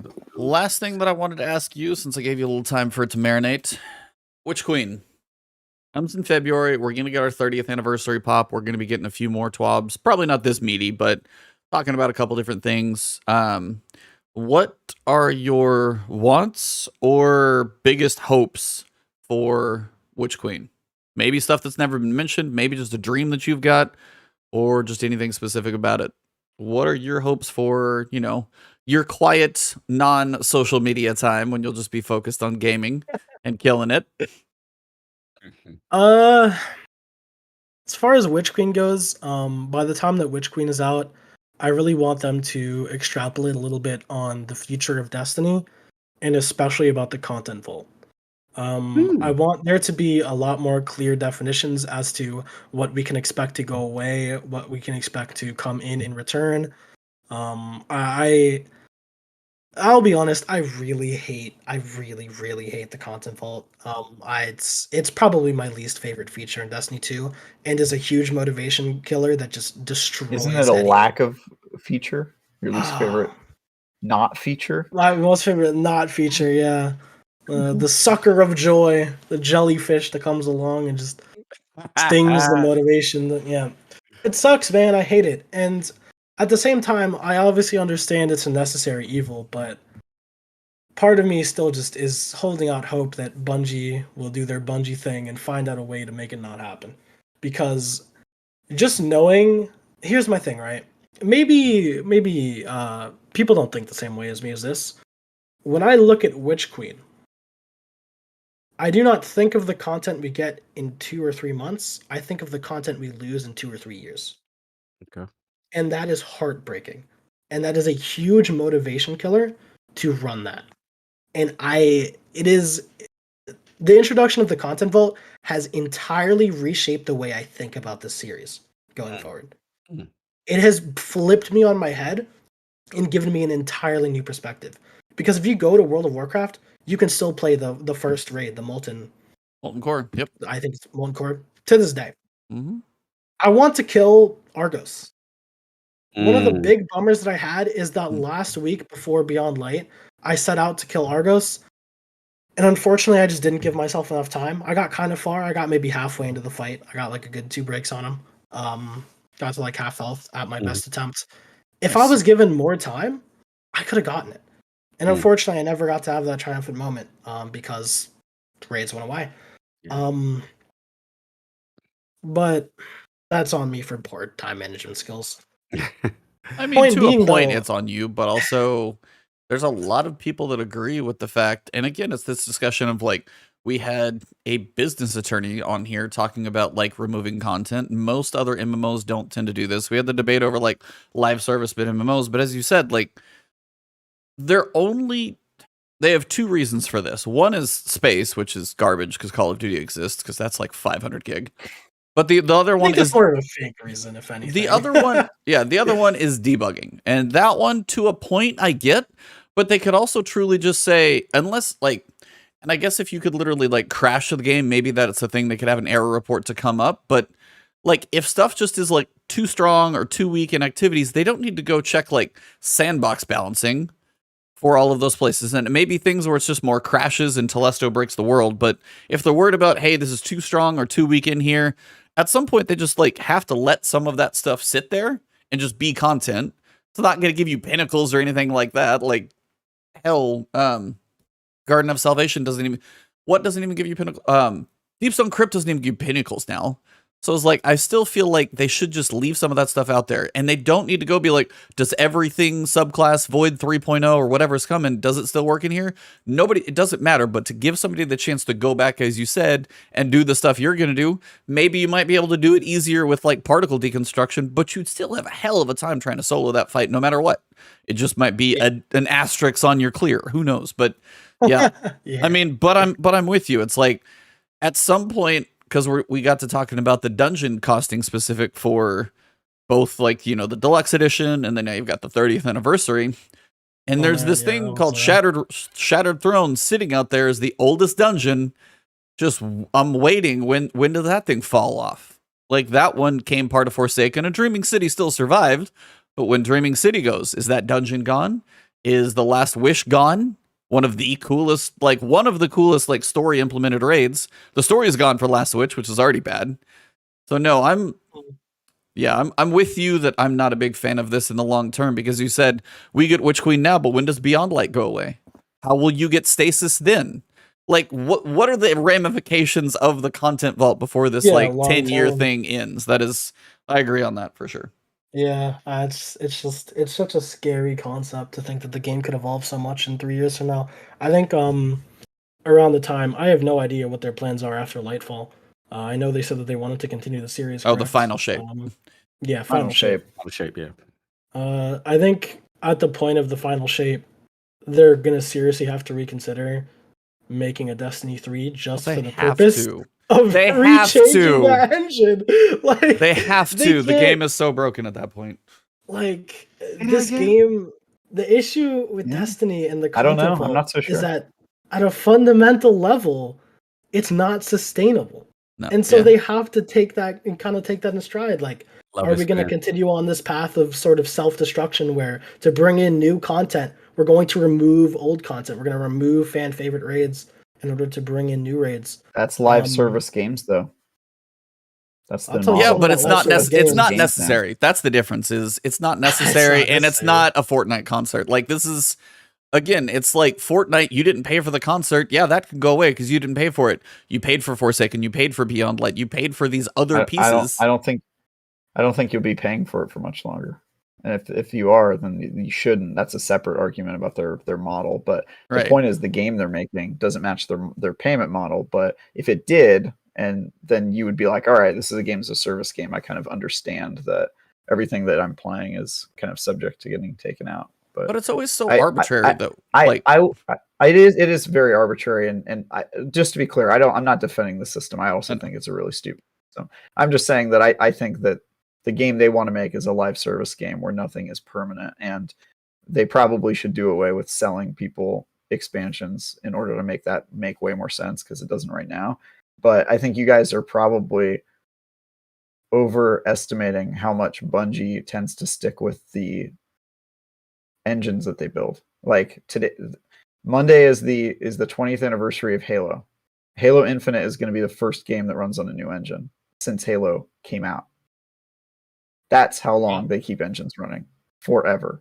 So, like, I think if you think that they're just going to get rid of the sandbox and do a Destiny 3, that's just not Bungie's culture. That hasn't been their culture in the past. They're not even the ones making the new engine for Halo Infinite. That's 343. So they were just ready to do as many games as they wanted to with the old engine, the Blame engine. So I think I agree with your mindset. I just think that I agree that what you're saying is their mindset. I just feel that there's enough evidence to show deterioration and busting at the seams with especially since they've gone away from Activision. I feel there's been way more instances of just, I don't want to say like shoddy mechanics. It just things seem to be more busted as we've been longer and going on on. We're also seeing I was just gonna say, we're also seeing the capacity of what we're at with regards to how many perks can be active on you at a specific time. Like, the game, code per se actually sticking together is one discussion, but when they literally flat say we can't have an extra perk on said weapon or something isn't going to work, they're already at they're bursting at the seams with what the game is going to be able to function, and that's what worries me. Yeah, to me, all the moves when I hear DCV is just compensation. Like, you're trying to overcompensate for something. You're trying to avoid the inevitable, and well, it's fine. I mean, if that's what they want to do, but at some point, it is curious when we get to final shape, and then the timing of the new IP. I want to see what happens. They did say they're going to continue with Destiny 2 beyond final shape. They said Destiny 2 specifically. No, they did. They absolutely did. I'm very curious to see, how this game continues to age at that stage of the generation. I mean, Like, it's unfortunately, like finished. World of Warcraft has gone on for so long. It's aged okay, but I mean, they've done like cosmetic updates too. But it's like, can you imagine them putting like ray tracing in this game? It would break it. Just absolutely break it. Now, ray tracing is a cute feature right now because it's not that Don't strong. get me started on ray tracing. I know, it's like that's kind of a joke, but also it's like, when are you going to get to a point where this is truly just a next-gen game? And when is it finally going to be an excuse that a PS4 is no longer holding back Destiny? When you release the next like saga, what comes after You Final always have Shape? to go to the lowest common denominator every Well, single and that's time. what I know, and that's what I was like. Which hinders game design. Yeah. At the end of the day, when you continue to have to expand this cross-platform development cycle with more and more additive consoles and PC iterations, you hinder game design. You cannot get to the scope of what you truly want to do when we're talking about weapon perks and even simple things. And at some point, the rubber will hit the road. It's just, yeah, but you get. I will say that I think people overblow this point a lot in game development. Like, do old consoles hold back new games? Game design, yes. Kind of. The actual thing that holds back new game design is the fact that the consumer isn't ready to make the leap yet. If the consumer has an old console and nobody's upgrading to the new one, or they have old PCs, the new tech is just too expensive, then the thing that's actually holding you back has nothing to do with the console. It has to do with where the player is at. Like, that's adoption. You can make the same argument for PCs. Like, nobody has a 3090 right now, and if they started making stuff with 3090s, the problem wouldn't be that the tech isn't there. The problem would be that the consumer isn't caught up yet. And so I think the like, to me, it's more like you can make the most crazy game, but if only 5 mega rich people can play it, then who cares? You know, like that was sort of the problem with Half-Life Alyx. Like, it's a great game that nobody was able to play because my point is 3 years from now. My point is 3 years from now. That is a point where you have to make a PS5, Xbox Series X game only. Sure. That like 3 years from now, that console that has to be a point, even if it's towards the end of that generation. Whatever. It's like it's a next saga. It's out of Destiny 2's 10-year saga. That has to be a next gen console exclusive game. And if it's not, it's like then it's like your hopes of anything escalating to something fun. Because like I always talk to you guys about Armor 3.0. I've talked to you off on like so long about that, but I was like, my hopes for that are so far away when they talk about perks on weapons breaking. Like, perks on weapons breaking the game makes me think like Armor 3.0, cooler perks, like set bonuses, things. Those don't even seem like they're a possible option because a weapon perk breaks it right now. I'm like, and if that's an issue, then you tell me this is as much fun as I'm going to have is what we got right now. That's the problem for me. Swifty, you got any thoughts on this insanity, by the way? So Destiny's already done this. Back in Taken King, when they kind of spread their wings and lost the old gen consoles, I believe. Correct me if I'm wrong. The reason that was stated, they did hardware limitations and not being able to support the back, like the. That might have been Rise of Iron, though. Was it really? It might have been Rise of Iron. I can't. I thought they held on longer. Rise of Iron might have been but you're right. They did one of the two. They did transition. Point being, I could be wrong about this, right? But I am fairly certain the point that I remember them bringing up as to why they ditched the consoles was because of the hardware limitations that catering to these like 9-year-old consoles was doing for them. We're not 9 years old, but obviously it gets to a point where you do have to kind of make the step up. I'm not arguing that they don't have to do it. I think probably the Series X and the PS5 are already hardware limitations to them because game designers they're always dreaming bigger, right? The issue is that you have to work around what the consumer's ready for. Like it's like with cell phones, right? People who make video games for cell phones, they don't look at only the most recent cell phone and go, well, we need to design for that. They look at where all the cell phones are in people's pockets. How many iPhone 7s are people still using? And then they build it around serving the most people while not holding back the game. It's always a compromise. So but I think like if they did it today, there would only be us that would be able to benefit. Most people don't have a Series X. Correct. But that's and that's kind of the thing is like Right now, yeah, that's too soon. But also, like next year, they're starting to see more and more games that are next gen only. That's starting next year, and that's the same year as Yeah. Witch Queen. And we have 2 more years of this D2 limping beyond that. And that's kind of the point. Is like if you get to 2 more, 2024 is final shape theoretically. I don't think it'll make it that far. I think the Xbox One and PS4 are gone like by. I mean, you'll have Nightfall, don't you PS4 guys? Pros. You'll have PS4 Pro or PS5 Pros. Maybe. And like I've already Xbox heard One's rumors X. about like PS5 Pros and yeah, Xbox Series X2s, whatever they're called. Who knows? Their naming scheme is going to make me have a headache. Their naming scheme is going to make me have a headache, but that's fine. But like that potentially could be 2023. So then you have something that's a PS5 Pro still having to, and then theoretically in 2024, 2025, your stuff that's like, you're telling me I can't even use a PS5 to say like this is the bar at that point? No, that's just like post final shape. It has to get a whole lot of freshness to it and chances, because otherwise I don't think something post final shape is going to be much worth it at that point. You're going to be seeing some amazing stuff in the next few years. And if Destiny is going to be held back that far, I just don't think it would work. And we are at about 3 hours. So we probably got to start wrapping this up. We definitely go. But it was a good discussion. Love the tangent. Yeah, it was great. It was actually a great tangent. Great tangent.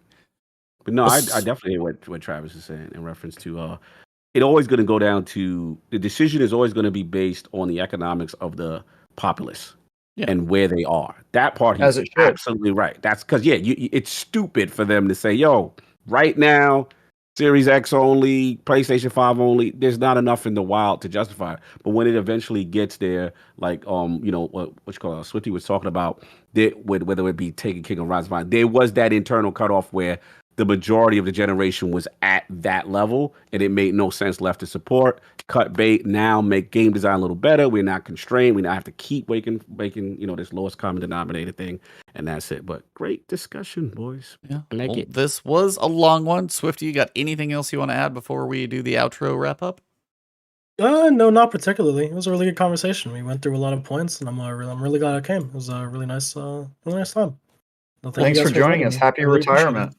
Yeah, happy retirement. Yeah, finally. You getting a gold watch? I guess I should speak on this. Let's get it. Let's speak on this, as I did send a link to a couple of my friends, and they were wondering about some clarification. So here's my situation. I've never really been a content creator. I haven't really streamed on Twitch in a couple months. YouTube, I mean, I had a short little stint with Anthem, but we all know who that one went. And Shout out to no, Destiny seriously, Killer. there was Destiny one Killer day A. when I launched an Anthem video on like a farming guide, and then I went to bed, and I forgot that I left my Discord server in the description of it. And when I woke up, I didn't even tell people to do this. People were using the VCs in my Destiny Discord server as like Anthem farming session, like loot grabs and shit. I'm like, Jeez. so I woke up and I just made a bunch of categories for Anthem, and it just blew up, and it was really fun. But it's sidetracking. YouTube kind of short-lived. Twitch obviously kind of short-lived, though I really did enjoy getting to stream almost all of the 1,000 Grandmasters I did while helping people through GMs. It was a great time.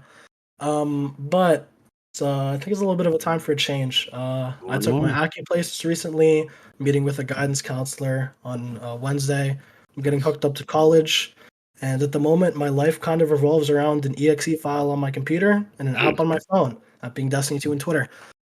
So I've decided to kind of make the step in my life where I kind of clowned around in high school, middle school a lot.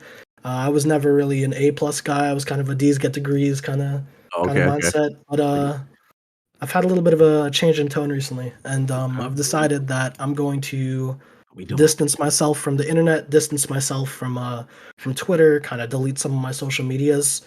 And so I'll still be playing Destiny, but my involvement in this community is definitely going to stop here for the meanwhile. But I really appreciate the times that I had here. I was able to do a lot of incredible things, and I don't regret kind of this chapter of my life whatsoever. And thank you especially to Ebontis, Cognito, and Travis for inviting me here. It is incredibly fitting that kind of my last words as a member of this community is on the Last Word podcast. I just find that so phenomenal that I got to have this moment in like the greatest setting possible. It's such a great coincidence. Originally, I wasn't even sold on the idea of kind of shipping and quitting and just going to college when I agreed to this. So I was going to do this regardless, but just having everything come up recently, my Discord getting hacked, talking to some other friends, kind of taking a step back, made me realize I think it's time for change. And I think, well, symbolically, these are my last words. Salute to you, That's pretty much all I wanted to say. Salute to you, That's brother. a way to end the show. Can't end it any better. You was about to say something. I'll say No, after I you. was just gonna say it was an absolute pleasure having you on for kind of your social Destiny swan song. A little bittersweet way to end the show, but yeah, it's like you've been in the community, the help that you've done, and just it's like I've always seen you on Twitter. I think it was even you I worked with on a graphics card to get to somebody. Was that you, right? That I did that through. You gave me my Series X. Oh, that was it. Yeah. Okay. Yep. Yeah, I knew You I tweeted had out worked about with the you on GameStop one. bundle. Yep. Yeah, I had a Absolutely. bundle that I was GameStop able to bundle. like basically get my hands on. I was like, all right, who wants this thing at cost? Where's Because my like, Series me? X? Come on now. you've got two You of them in the We've other been room. friends for so long. You've got First of all, I only have one Series X. I've got 3 Series S's. All right. Oh well, that's That's your own different. problem. Yeah. Well, sounds like a you problem. But Yeah. overall, no, I was basis. going to say it was an absolute pleasure. I know Travis enjoyed you being on because you hit a lot of the right notes for him. Cognito enjoyed you being here as well. Definitely hit some hopes. And honestly, I'm just happy to have you. But as you said, yeah, literally, we're gonna let you have the last word when we get to the final outro, and we're gonna stay silent for this one just for a rare change because it truly will be your kind of Swifty My last word. Yeah. So, but before we go, normally we'd let you have your socials, but those won't exist tomorrow. So, quick, Travis and Cognito, if you guys want to do anything for an outro, real quick for you guys. No, just again, tremendous to have Swifty on. He's huge in the community. Much respect. I love what the plan is. You know what I mean, and life and whatever his next journey is, and game development, as well as taking his talents to South Beach or whatever he plans on doing, which I'm excited for him. But salute to you, bro. Like a great discussion. Love your analytical approach to gaming and Destiny, and we 3 hours flew in a sense because we had some great discussions, brother. And It was awesome. Yeah, absolute pleasure. Absolutely flitting to having the last word. And y'all know where y'all can find me. I ain't even got to get into all that. You know what I'm saying? But this is your moment, bro. This is you. So salute to you, brother. And I'm looking forward to you doing great things. Travis, I anything else you appreciate want to it. add? Same here. Yeah, same here. I won't promote my stuff today because I think everybody knows where to find me. But it was great meeting you. Good luck in your next endeavors. And you will not be forgotten swiftly. Not be forgotten. I like that. That That put a Destiny gun and your tag into a pun. So there you go. nice. That was nice. So normally as we outro the show, basically I'll just say like the episode number and I will say it has been, and we all try and say last word together. When we do that this time, these two are killing me. So if you guys are watching YouTube right now or watching the video and you wonder why these are holding up their fingers in these weird little like handgun, like finger Give me some guns. cat ears. Give me some cat ears. Basically what it was is one of the, like my internet is hit or miss every so often, and every blue moon for Discord I'm just gonna get like stuck in a position. For whatever reason I got stuck just like whatever like hand gesture I was doing was just like this, and I was just stuck here, and they were just looking at me like this for so long, and they just can't get over it. So that's what that is. So if you know, you know, and mostly they know because I don't even think stream saw that one. But everybody in stream, you guys have been amazing. All of you guys in chat, thank you for an awesome episode. And Swifty, thank you for sharing what is a kind of a bittersweet but very fitting episode. So thank you for joining us around the campfire. Episode number 173, if I can remember correctly, November 11th. And for this episode, it has been The last word. The last word. Yeah. Thank you guys so much for having me. I really Much- appreciate it. Much love, brother. Absolutely. Well, I'm going to stop streaming now. So thank you guys all very much. And other than that, let me go ahead and turn this one off. Chat, you guys have been awesome. We'll see you soon.